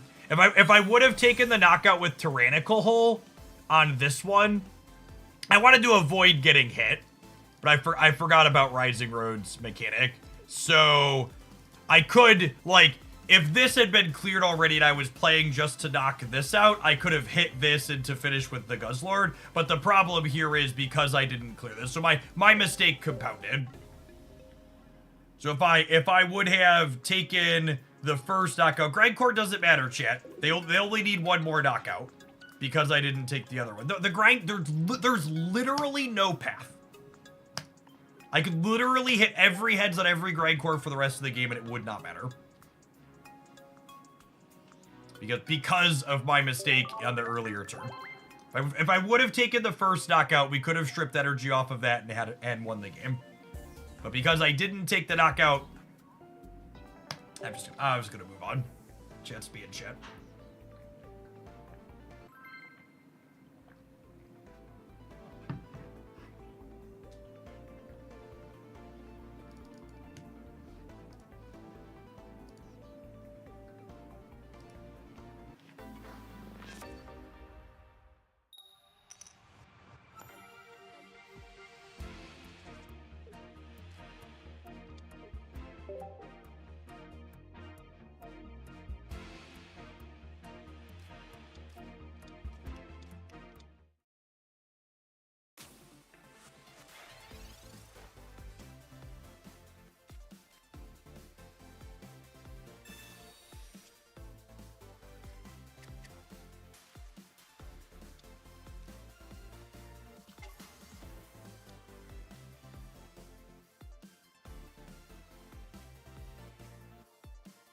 I think I'm gonna Sabrina here before they can draw and deploy other basic Pokemon. I think I want to get Tina locked in on the active spot here.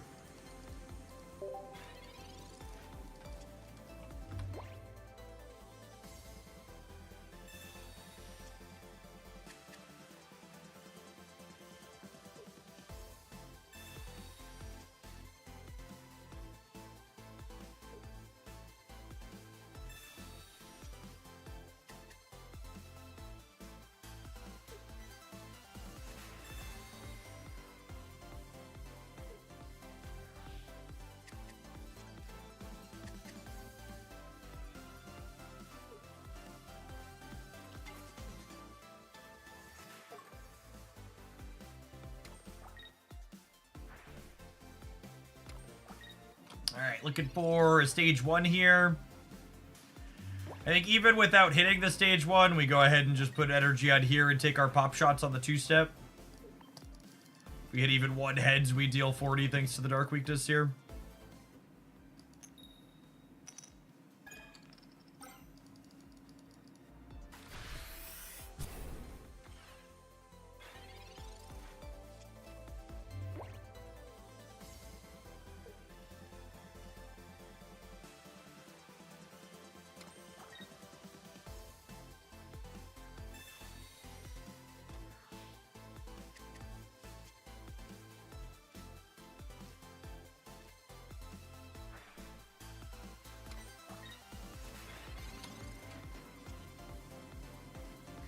It's actually crazy to me how frequently you can brick. How frequently you can brick an evolution against people and they still red card your 3-card hand. It's so sad we don't get to punish them here.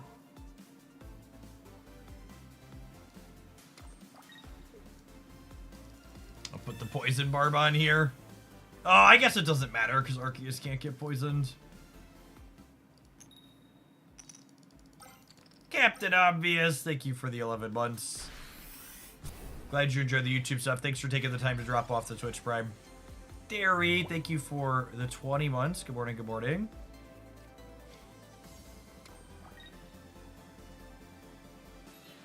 Friday's stream is actually going to be some or all of the new Marvel Rivals Auto Battler.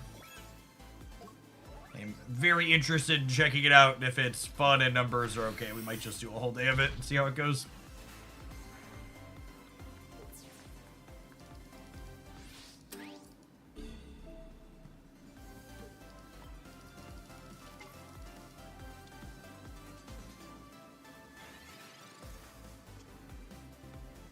All right, double heads leaves us in a very good spot, but we could win this game regardless of this coin, thanks to Lusamine. Oh, I guess they have a cape. I was gonna say Lusamine lets us surprise 120 them next turn, but that actually doesn't matter. Rivals is adding an auto battler late Thursday / early Friday, depending on where you live.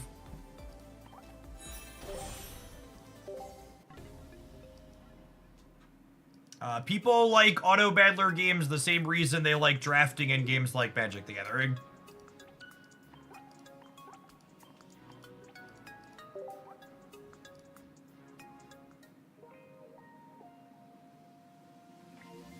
Alright, gamers. Time to roll an advert. We're gonna try something else when we get back. That was real bad. I think experiencing those couple of games gave me some insight into why Guzzlord was not really played much this weekend.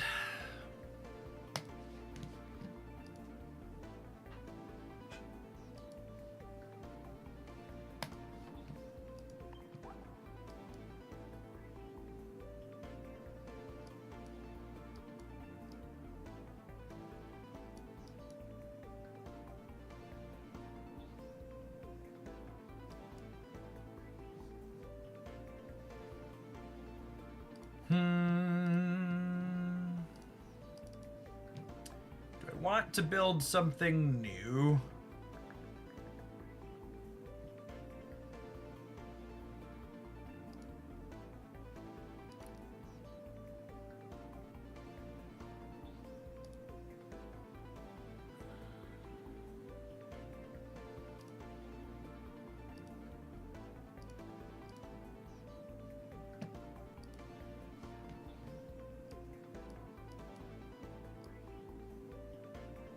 The Blade Beast deck was okay. I think we treaded water with both of these, if I recall correctly.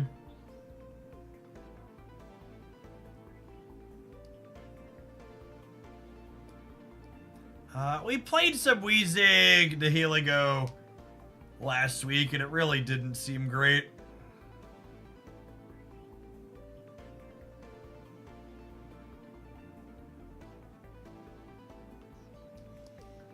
I guess we could try, like, Weezing Nihilego Darkrai? Maybe?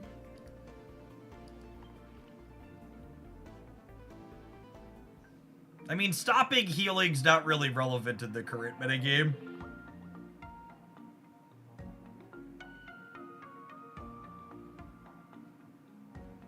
Claydol. Claydol's text isn't really relevant. There really isn't anything healing.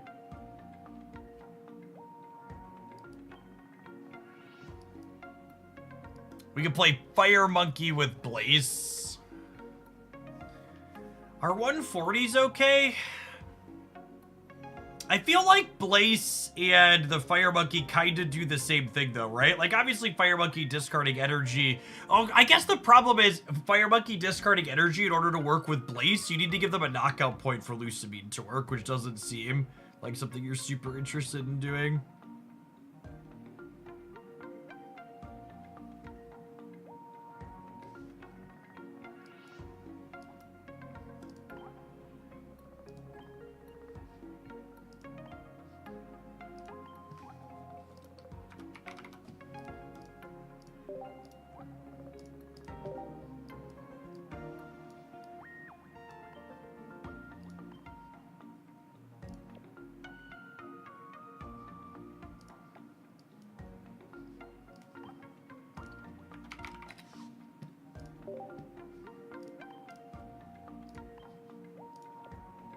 Let's try some of this. Played a little bit of this last week.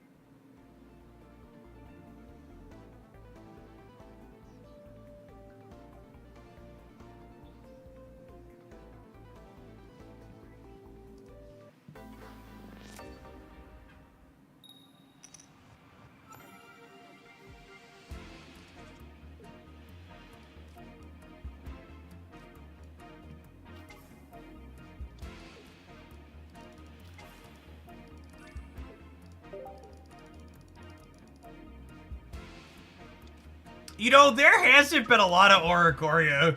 Should we just Wug Trio some people? Maybe that's the answer. We should just embrace the Wug life for a little bit.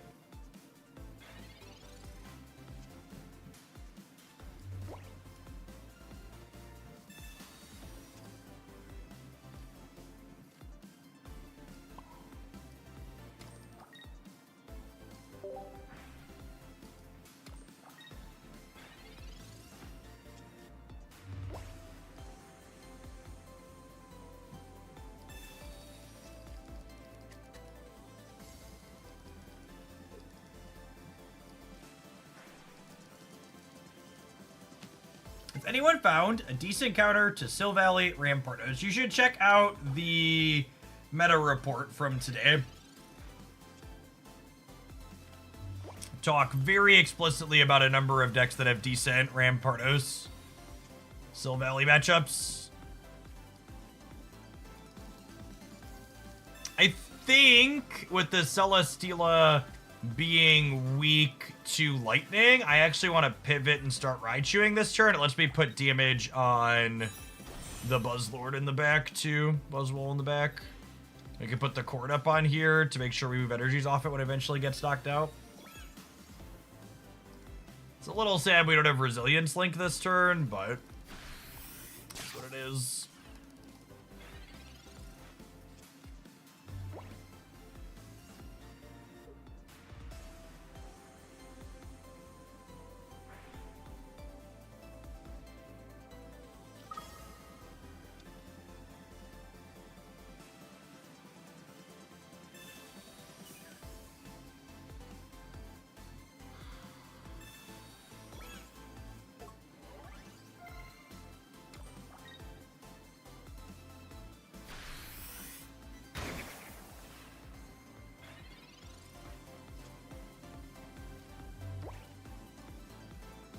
Not that Arceus really matters here.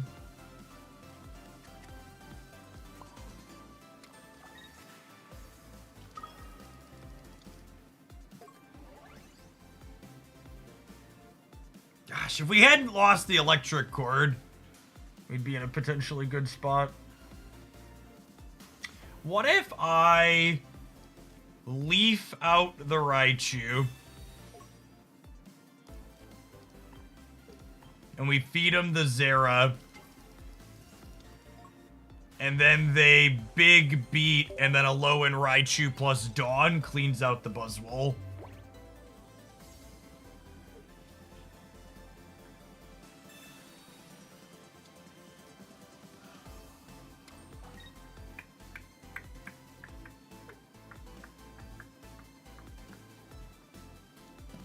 The darn Guzma, chat. Taking our electrical cord away. Needed a way to get extra energy onto this.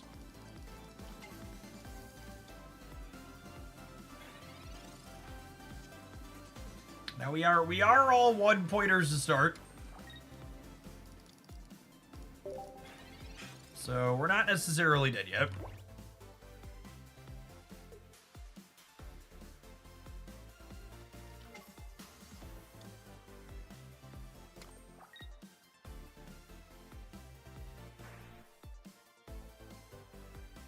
We are unfortunately going to be dead to a Lucamine, I believe, right?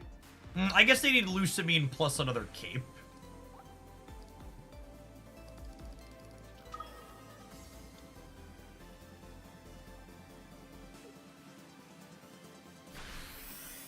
Okay. Big Surf's Up Raichu, potentially gonna do stuff for us here. This does 90 plus 30, or 60 plus 30 per energy. So do 60 plus 90 to clean this out in one. Electrical Cord does not accomplish anything at this point because we can't give them any more knockouts. I'm gonna go ahead and distribute this. Play around a red.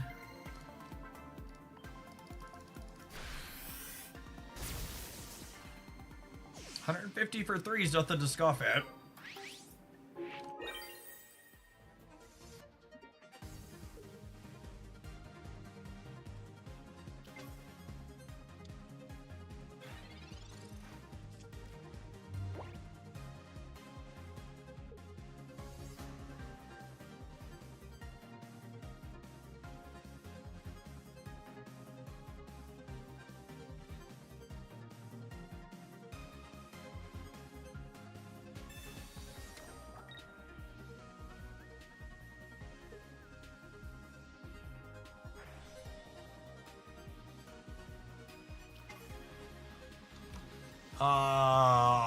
Honey.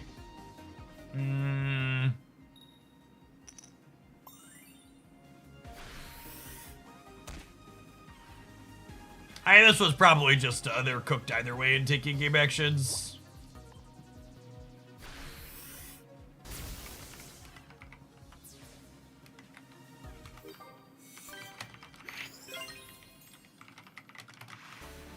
Well, that's solid for us. Our cord got knocked off. We were still able to pull it out based on the fact that we had a bunch of 1-pointers to give up. And Cyrus as well to make things difficult.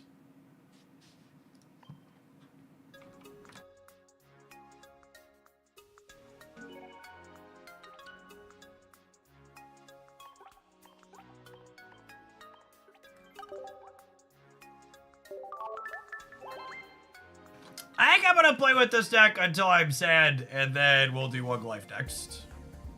Maybe do Wug Life. I'm gonna play a few with this. I think this deck might be good. I'll play a few to try and convince myself one way or another.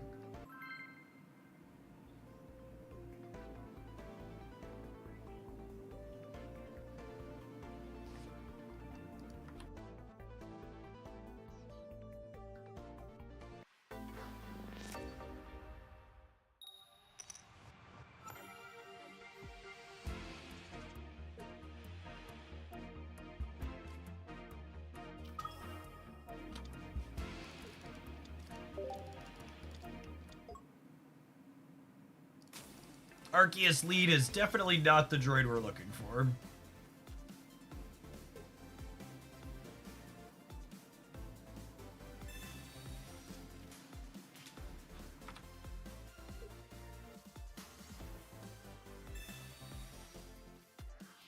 I mean, thanks for the second shot at Zeraora. Still no Leaf, which is sad. Always a darn shame when you can't punish that kind of deck building.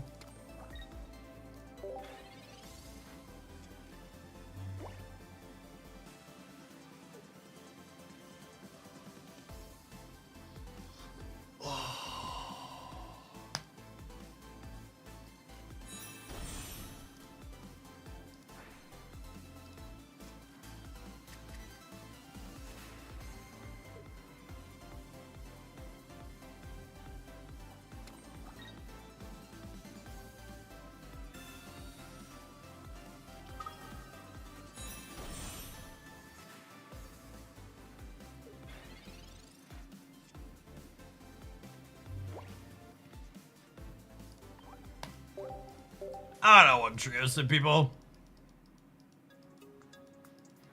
Dradog, thank you for the 24 months. Welcome back. I don't know about the longevity of this game with Rare Candy, chat. It really, man, the quality of games post Rare Candy is just so bad.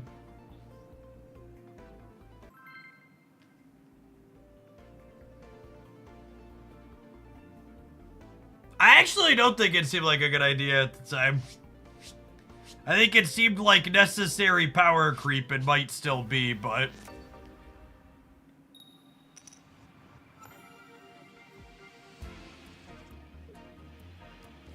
I don't think I've ever experienced a game that power crept as hard and fast as Pocket did with Rare Candy and things like Tina and others. Like, power creep happens inevitably in all of these types of games, but it happened really quick in Pocket.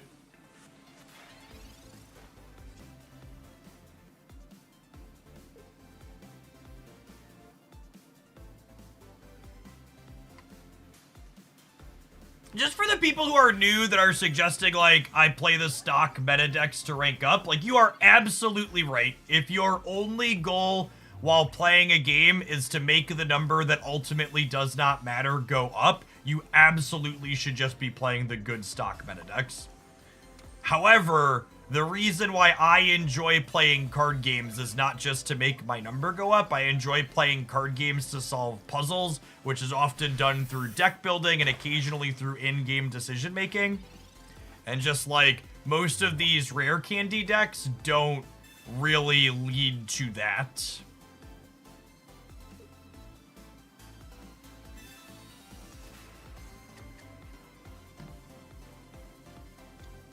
So like this is not a I'm gonna sit here and sweat and grind the best deck in perpetuity style stream for folks who are new. My goal is to like try and play different things and have fun playing different things.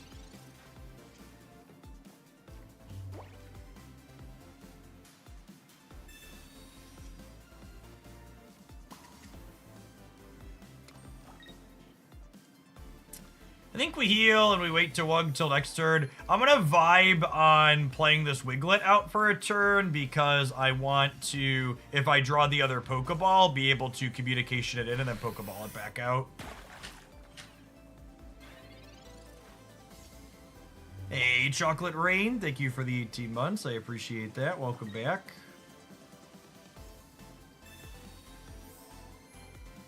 This is a bad Erica for my opponent. When you're playing against Wug Trio, you want to be getting to break points of 50. So, like, they were at 110. Going from 110 up to 140 is the same.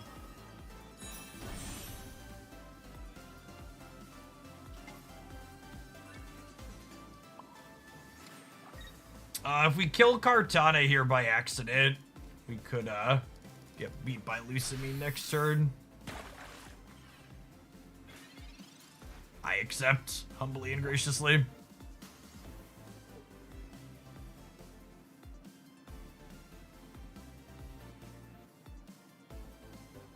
Wug Trio's just like, spread them, gamers. Now this Erica is good. This Erica gets my opponent above 50 breakpoint. They go from 90 to 140 is meaningful.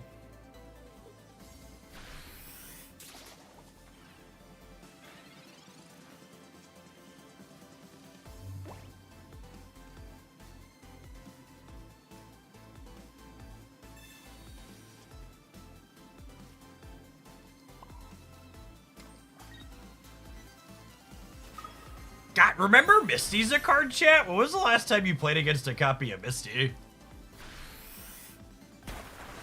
This might as well not exist.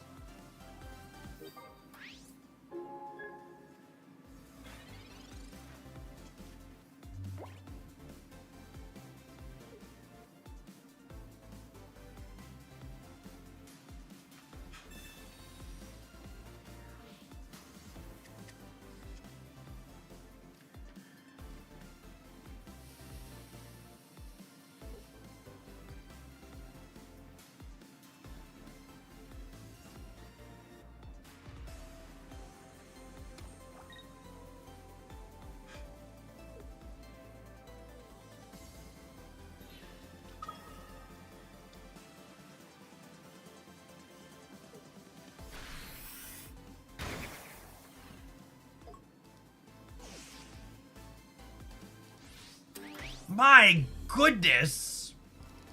I took the time to full explain how and why I play games. This person is still here telling me I should play the stock meta deck? Holy Christ, gamer. I would bet if you open the Twitch category, there's like half a dozen people right now just sitting there grinding the best deck, watching their number go up, and you should happily go watch them. Like, truly, if that's gonna make you happy, you should go seek that out. Thanks, Wug. Appreciate you. That's it. That's where it's gonna Wug to Masters. That's fine. It's a Wug Trio season. The Oricorios are away, the Wug Trio will play.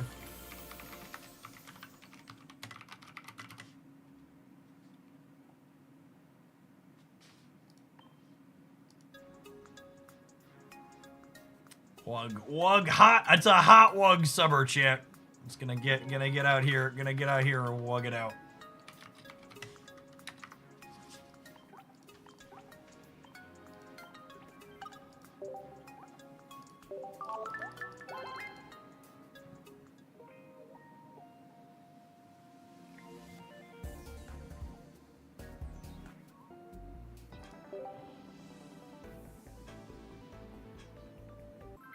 Does deck play Town Elder? No.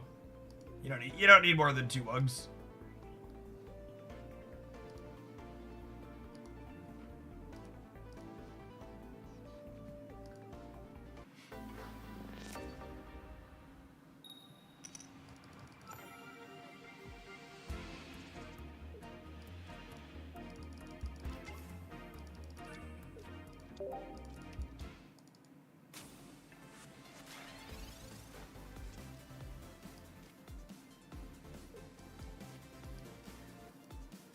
Look at all my gorgeous shinies and full arts, chat. Wow, they're taking them away from me. This is so rude.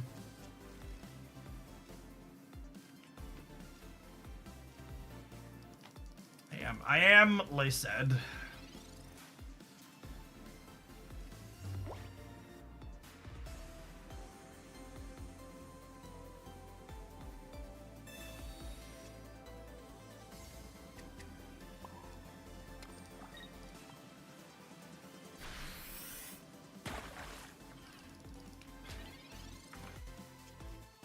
Hitting the type null's not bad because the Sil Valley has 110 HP, so gonna get below a 50 breakpoint is reasonable.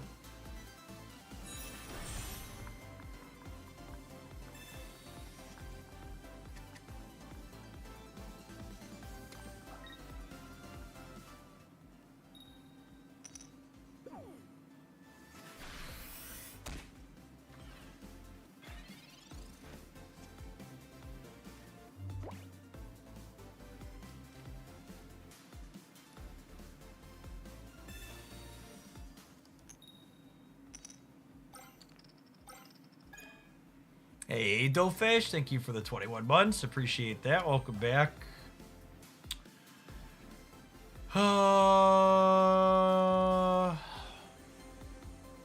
They have -1 energy. They do.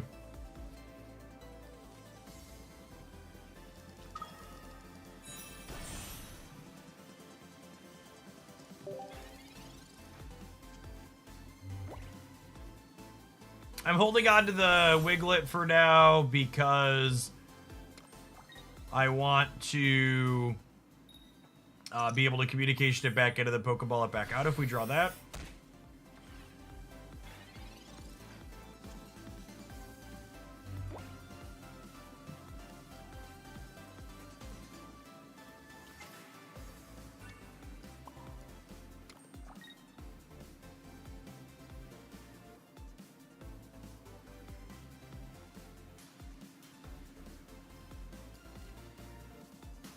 I do this, yeah.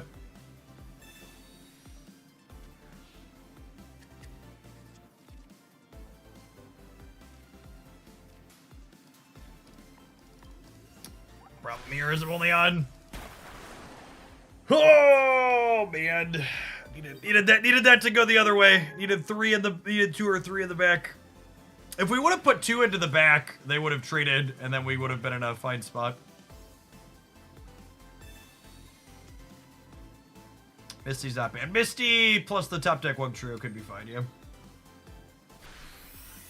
They do need another basic to not draw on us, so that's fine. We'll hit the 1 in 11 Wug Trio, and then we'll hit 2 heads on the Misty, and we'll just run them out of the game. It'll be no big deal.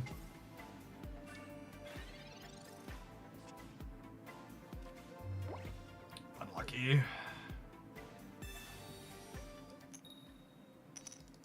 Alright, so it all comes down to, do they hit their basic next turn? They have 2 basics, 2 Pokeballs, and a research. God, they're like 60% to draw basic here.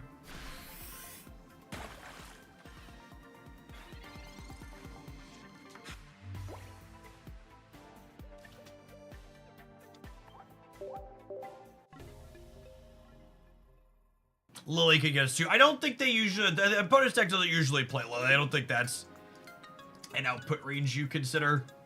That's one thing, like, when you're talking about things you can play around and things you can beat, you should be thinking about things that are reasonably in their output range.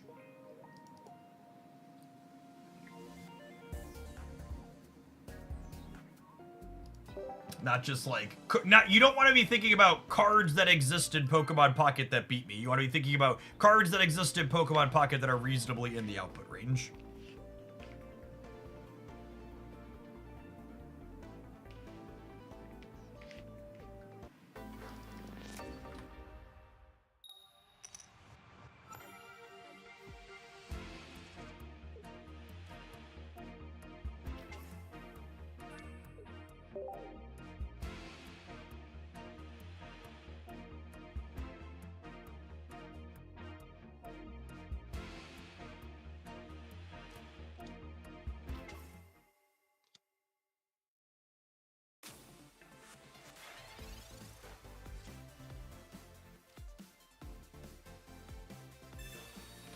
The 2 Wug Trio in hand. I think we play out their Wiglet to the bench here. We're still burning the research, so I want to dig for Misty, ideally.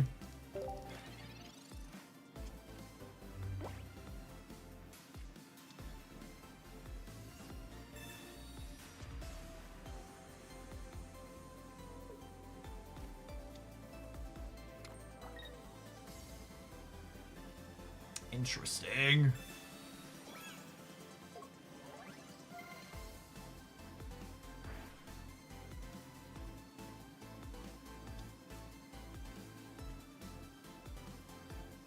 We should burn Pokemon Communication Player on Mars and Red Card. Oh, you're right. This actually gives you back the same thing you put in when it's the only option, right? I'm like 99% sure that's true. I would say I missed you, Misty, but I don't believe in lying to people.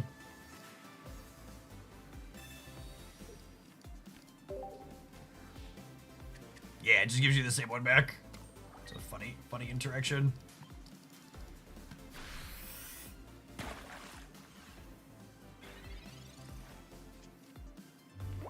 Oh, we've not played with Baby Passimidian yet. Part of the problem with Baby Passimidian, and this is one of the tough parts about deck building right now, is it feels like the best thing to be doing with Baby Passimidian is just Rampardos, right? Because, like, you're guaranteed to start on it, your Pokeball finds you your second.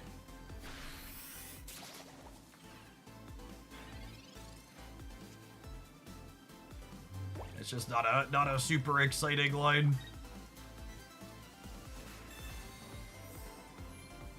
Casual 80 heal here, no big deal.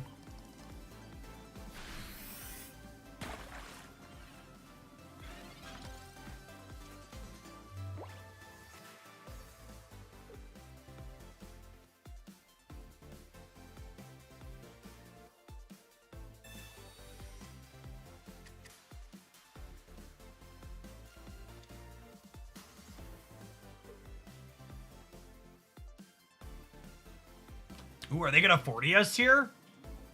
They have the Ultra Thrusters. They might 40 us here. No, they're not. Okay.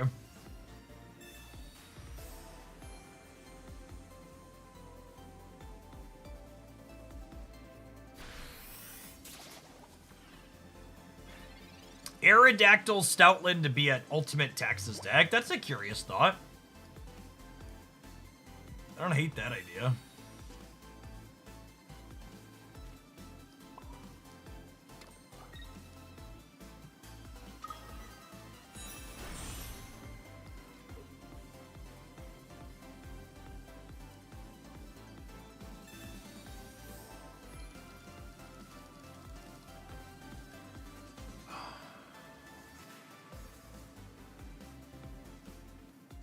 Am I caping the back one?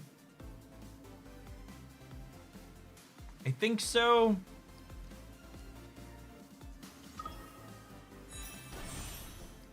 I think we're doing this for the sake of not getting big beated. Although I guess this is bad because they get to just jumping blues me this turn.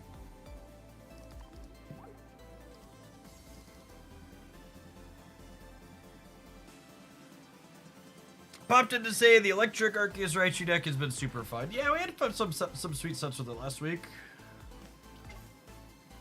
About to get redded into oblivion.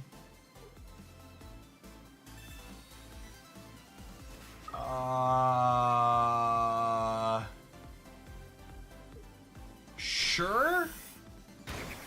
This seems great for me because this already has energy on it.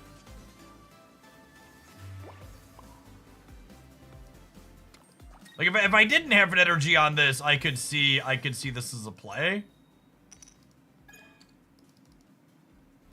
I don't know. I mean, Guzma gives him a knockout point, but more specifically, this means that I just don't have damage marked on my Wug that can pop throughout. I think is why this is wrong.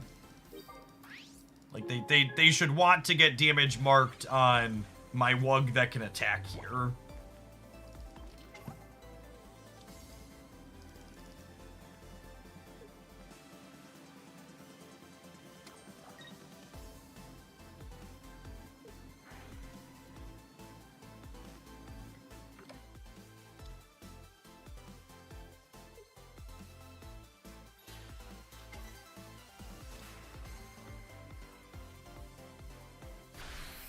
Yeah, they didn't use the Pheromosa to finish either.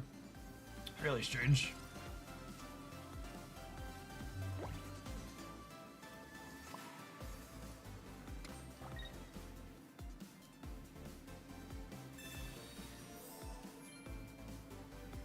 I mean, we're not out of the woods yet. I'm gonna need to both draw Misty and flip heads here, or high roll this onto all here or here.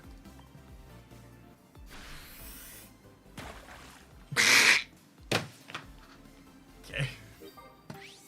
This deck's too good.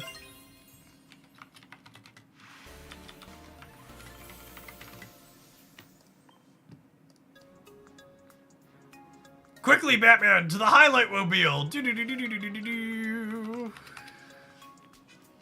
Listen, Chad, I didn't choose the Wug Life. The Wug Life chose me. Highly trained Wug Trio. What are your thoughts on the Shinnok Solgaleo deck? It seems to be doing surprisingly well. I talked about that deck in the meta report. If you missed that from late last night, early this morning. I don't think it's remotely surprising. That deck is playing out exactly in practice as Shinnok works in theory. Getting 2 quick EXs consistently into each other seems quite good. Oldham, thank you for the almost 2/3 of a year. Welcome back. Appreciate it. What is the meta report? The meta report is a weekly video that I put out covering different shifts of the Pokemon Pocket Tournament metagame. Talk about which decks were popular, which decks had the best results, which decks are good into which other decks.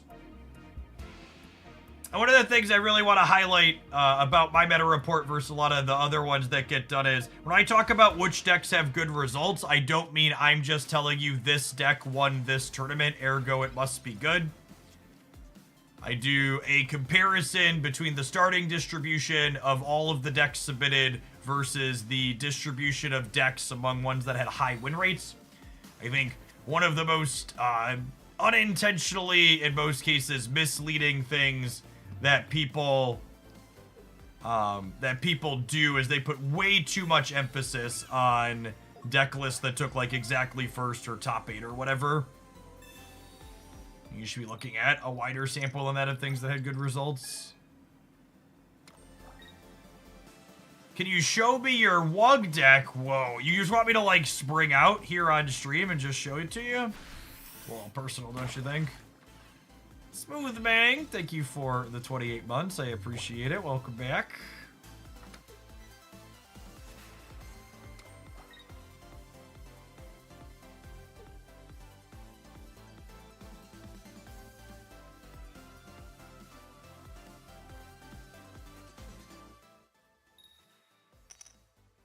All right, we need to top deck the Wug, gamers. We need to top deck the Wug. There he is, the man, the myth, the gaming legend. Why would I ever play a different deck to this? It's truly just gonna be a Wug to Masters type season, isn't it?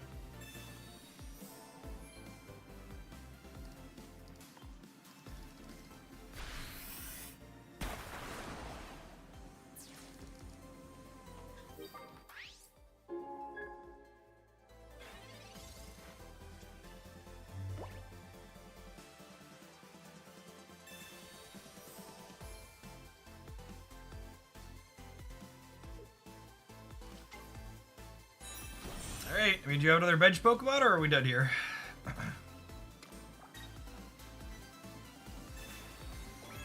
Do you have another bench Pokemon, or... They do! Rip. Rip!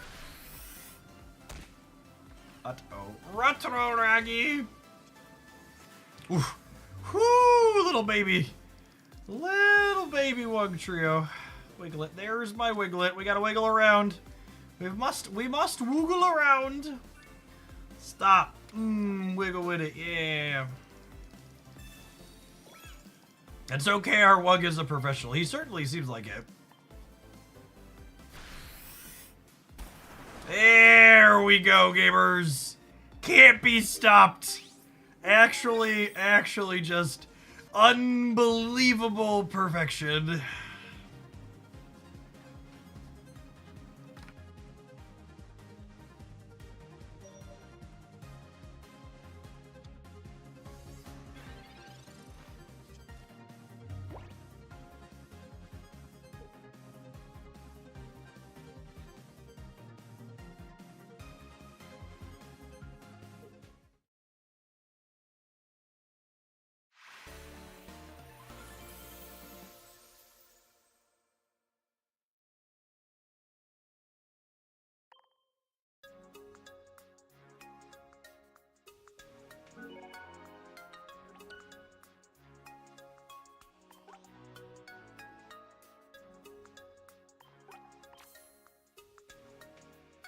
Is this the old Wug Trio? Or has it been updated with new cards? Wow. Asking if I would change perfection. Imagine having the audacity to ask. Listen, there's a reason why this deck list has stayed at the top of my decks throughout all of the seasons.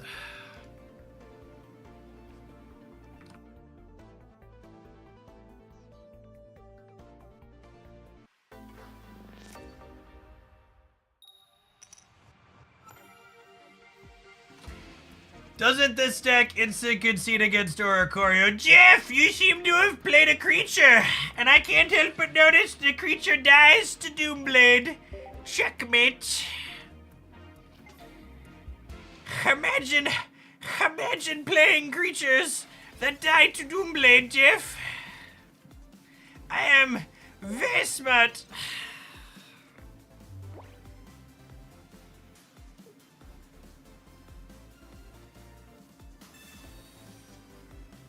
The real question you should be asking is, can we win a game where they have rare candy? And the answer is probably no. Probably no. I'm gonna Iono here because we really need a Misty to have a shot. Also wouldn't mind a second basic, I suppose, but really looking for Misty here. Double heads on Team Rocket could maybe do stiff as well. Some stiff and some things.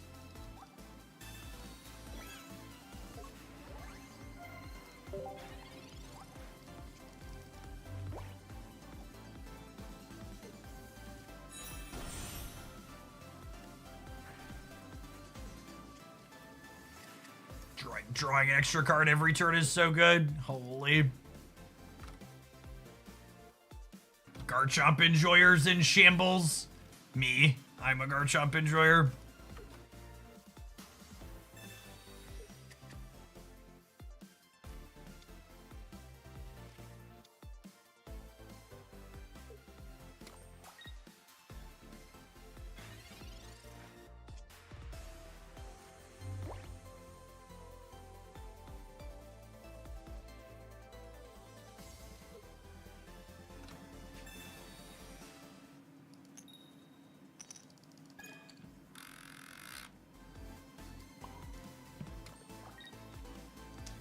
We missed on. They missed on their stage 2 candy. We missed on our Misty. It's only fair. It's only fair, I suppose. Mother of God.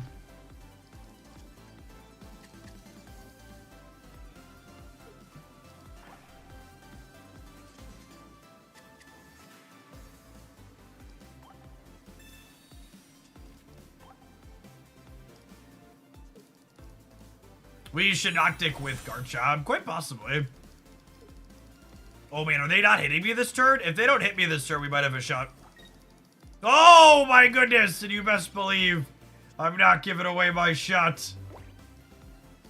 Alright, that's a Misty. That's gonna power up the second Wug Trio. Or our Team Rocket's gonna flip a bunch of heads. I believe, Wug. I believe. Oh, I got so excited when it went on just these two. I was like, oh my goodness, are we gonna get him? I thought we were gonna get him, Chad. I was so pumped.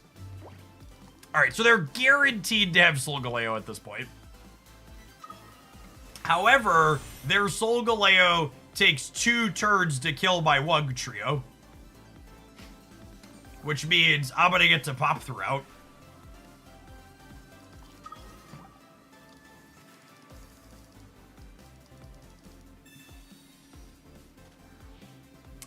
Sure, I suppose.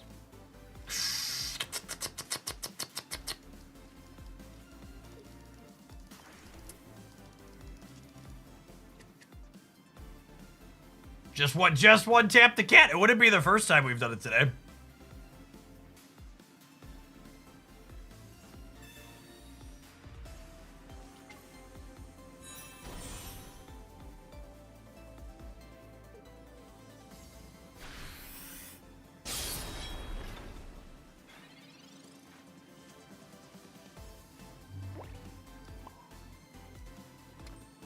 And the grunts aren't good enough with the second Solgaleo, right? I think we still do it to do it, but...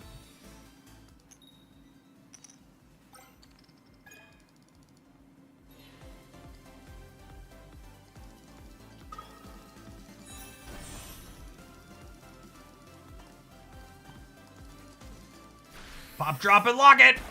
Oh, yikes. Yikes!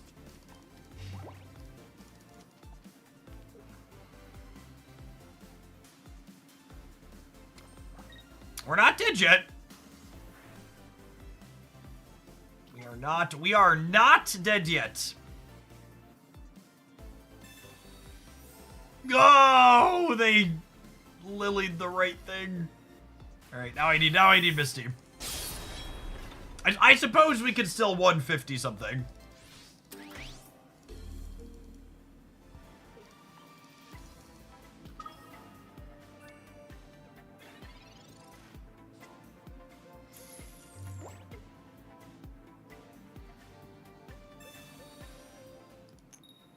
No!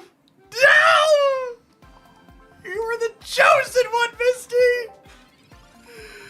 Oh, the water lady showed up and then did what she does. It's fine. Take my cape. I'm gonna 150 one of your EXs next turn, and there's nothing you can do about it.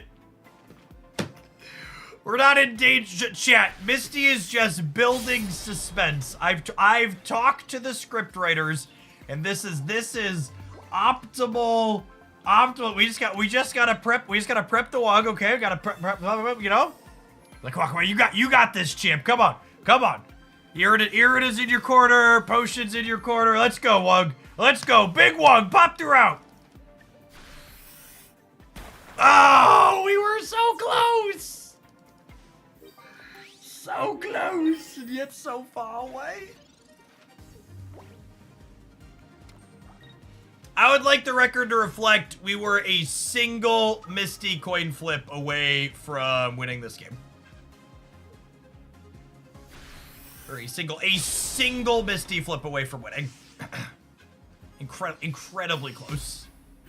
Alright, you know what else is incredibly close to the next ad break? Have some adverts. We're gonna play some more Wug when we get back. Thanks for hanging out. Don't go anywhere.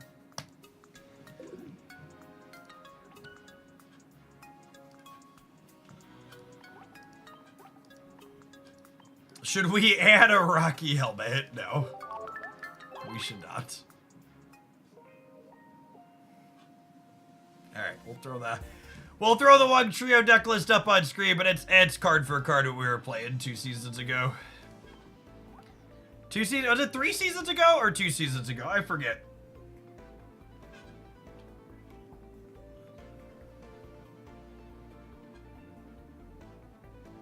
Two. I think it was 2. 2 sounds right.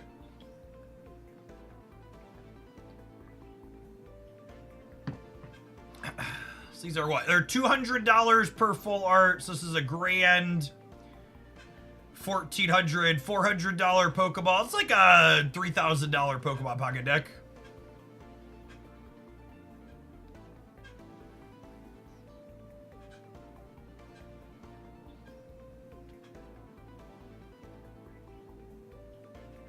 I'm genuinely surprised at how often people push back on 2 Pokeballs with 2 basics.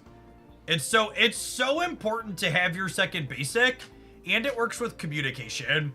And finding your first Pokeball sooner thins your deck, making you more likely to find your Wug Trio, which is your absolute #1 priority. You absolutely want 2 Pokeballs.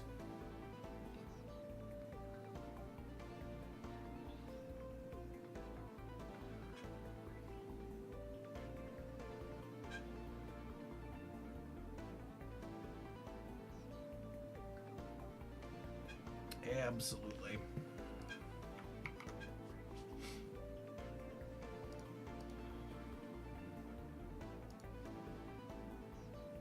They need to be gold Pokeballs, definitely. If you don't have all the cosmetics, your RNG will be worse.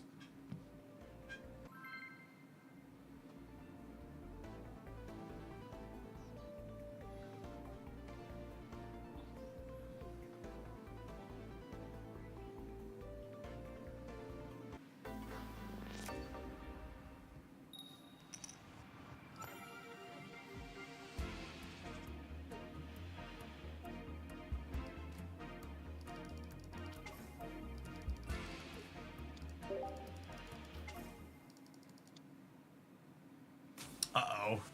Uh-oh! They have their supporter. We're in danger.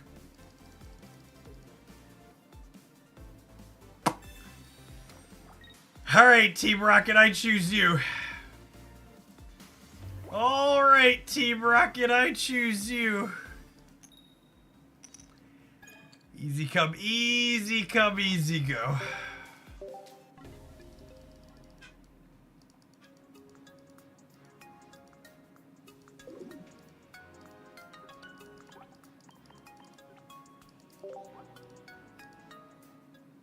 It looks like Team Rocket's blasting off again! Did we win?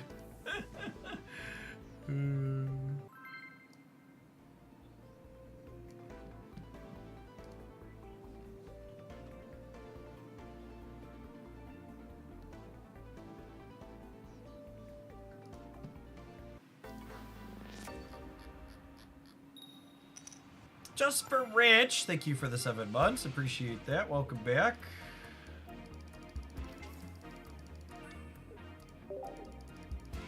Hey, first energy advantage and Misty here.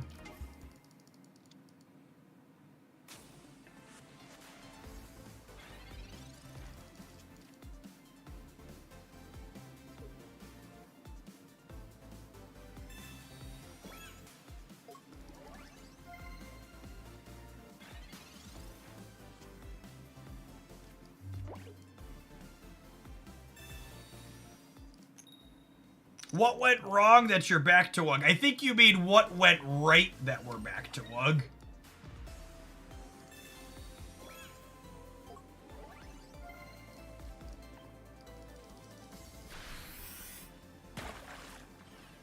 Look at that 50-pointer.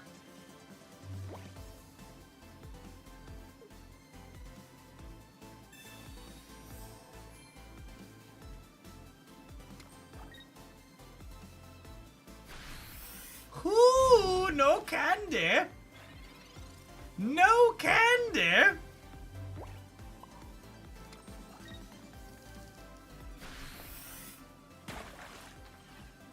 Spring has sprung.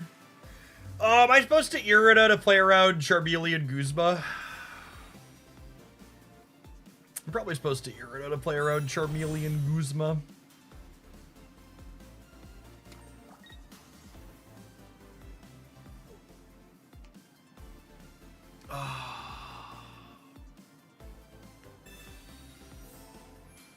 Oh, 190 is so much.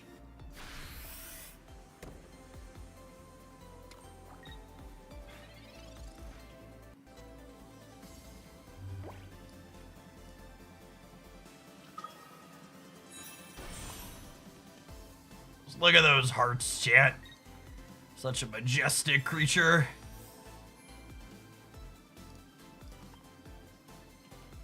Alright, we need to dodge Red and Giovanni and Guzma.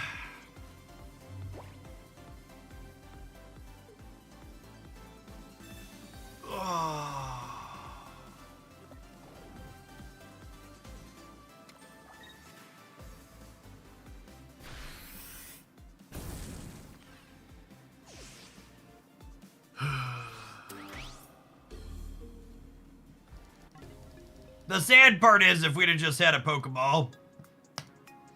Dedicate that game to the people that questioned the second Pokeball.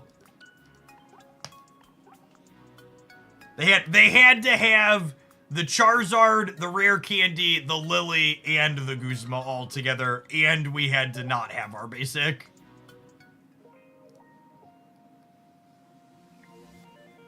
And we had to miss on our Misty coin, right? We missed on a Misty coin that game too?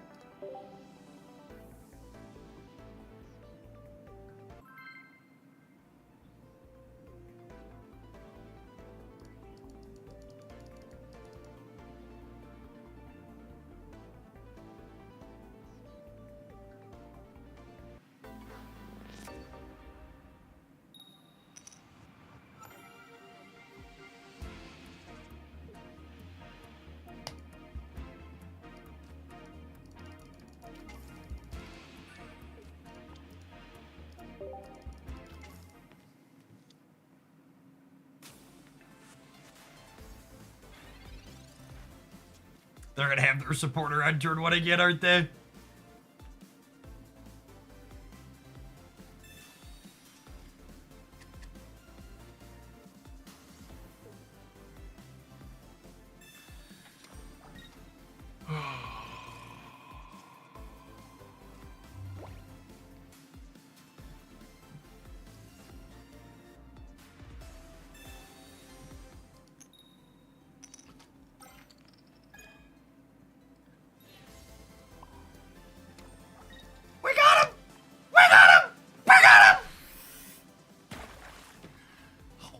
Oh, baby, sometimes lucky, Ribbaducky. The Team Rocket grunt heard round the world.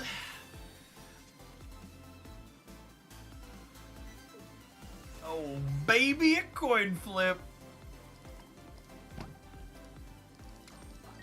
I'm not dead yet. You will be soon, Grandpa. will be soon.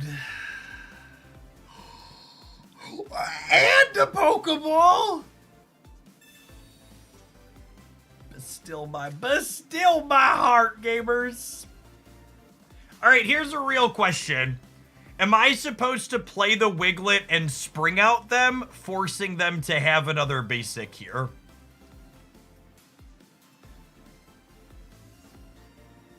I think so, yeah.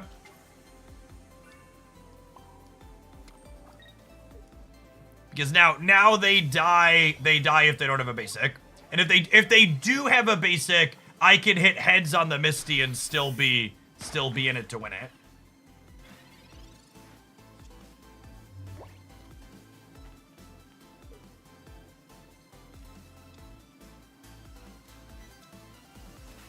Mother of God. Mother of God! Oh no! Everything's gone so horribly wrong. Oh, they did have one basic guaranteed. You're right for the Pokeball. That was so many turns ago. I mean, based on how everything else has gone today, hope my opponent doesn't have one basic. They play 3 basics out. That's pretty on par for how the day has gone.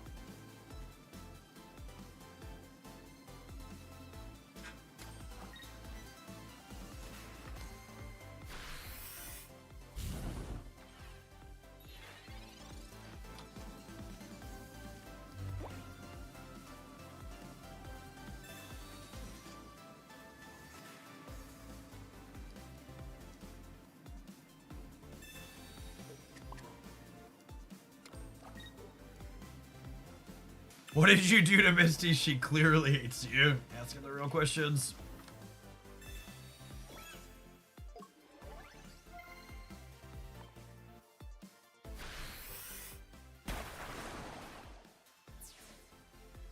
I mean, all things considered, that's a pretty good one, right?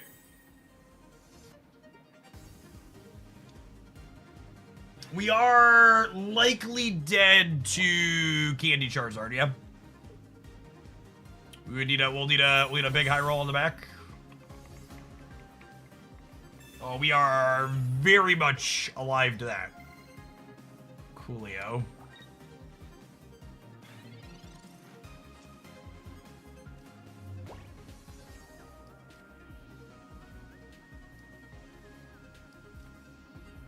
I'm gonna Irida this turn, so this way this has a chance to knock off multiple energies next turn.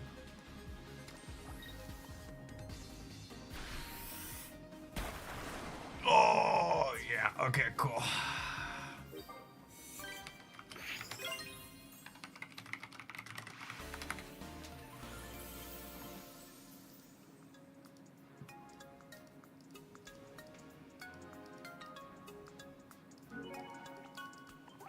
Next turn? Wug Trio says there will be no next turn.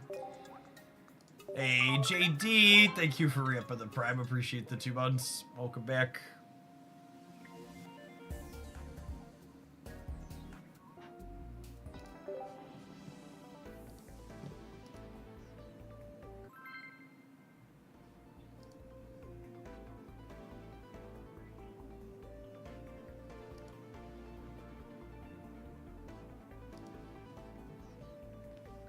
Schwackums, thanks for the 17 months. Welcome back. Vitigo, thank you for the baker's dozen. Ooh, Wiglet on 1, lucky.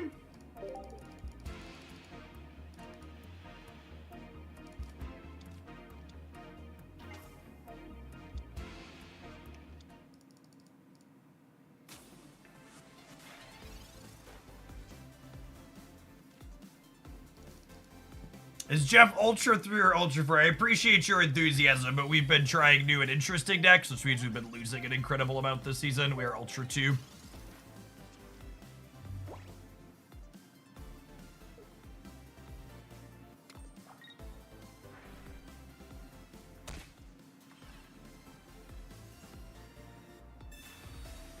We're playing Flavors of Cerebro later today. We're gonna take some viewer decks today is the plan. It's the last day of the season for Snap.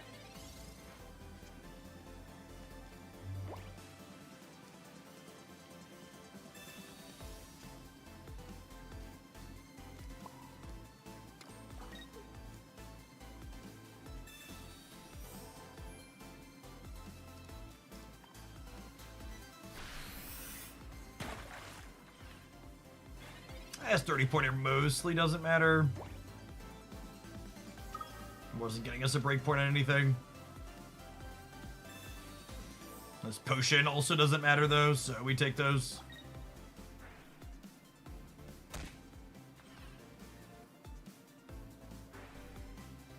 Hey, Team Rocket, do your thing. Do your nasty thing. Yep, that is the nasty thing we were talking about. Checks out. Ooh.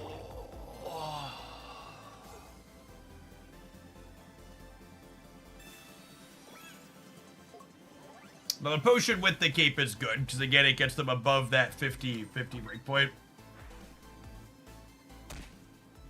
This next Dark Tina matchup is often decided by who has first energy advantage. Rocket Grunts can occasionally steal it for you or Misty, but we missed on all of those heads, so. I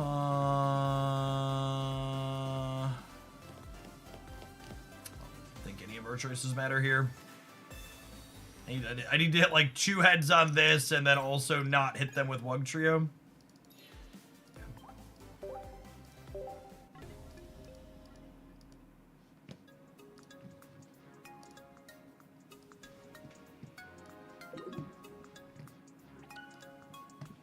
Alright, before we dive into snapping for today, they just released a trailer for the auto battler that's coming to Marvel Rivals, and I wanted to watch that, so I'm gonna make you all watch it on stream with me.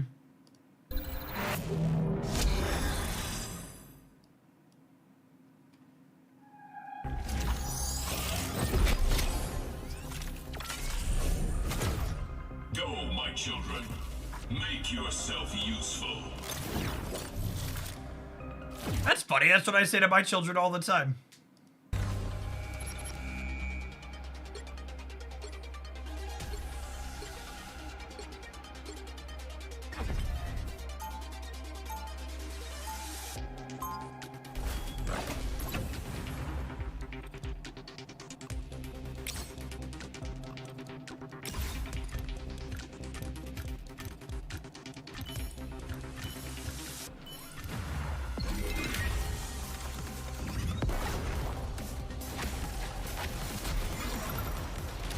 By the eye of Agamotto!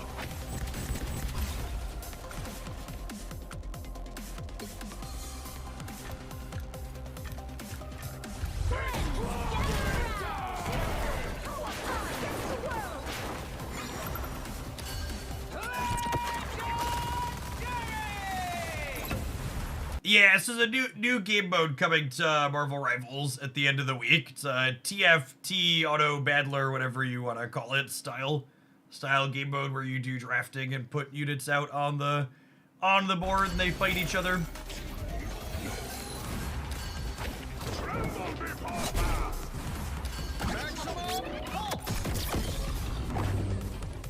Yeah, seems cool. Do we know if it's I think they said it's limited time. But I have to imagine if it's popular, it'll become a more permanent thing.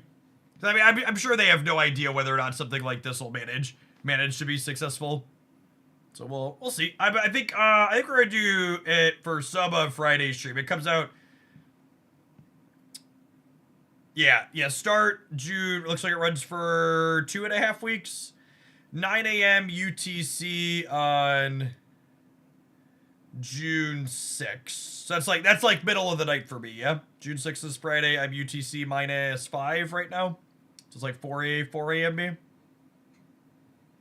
They said limited, but waiting for it. Yeah, I have to imagine if, like, the numbers support it, they'll probably make it permanent. I like the Marvel IP, and I like Auto Battler and drafting style games, so I think we'll...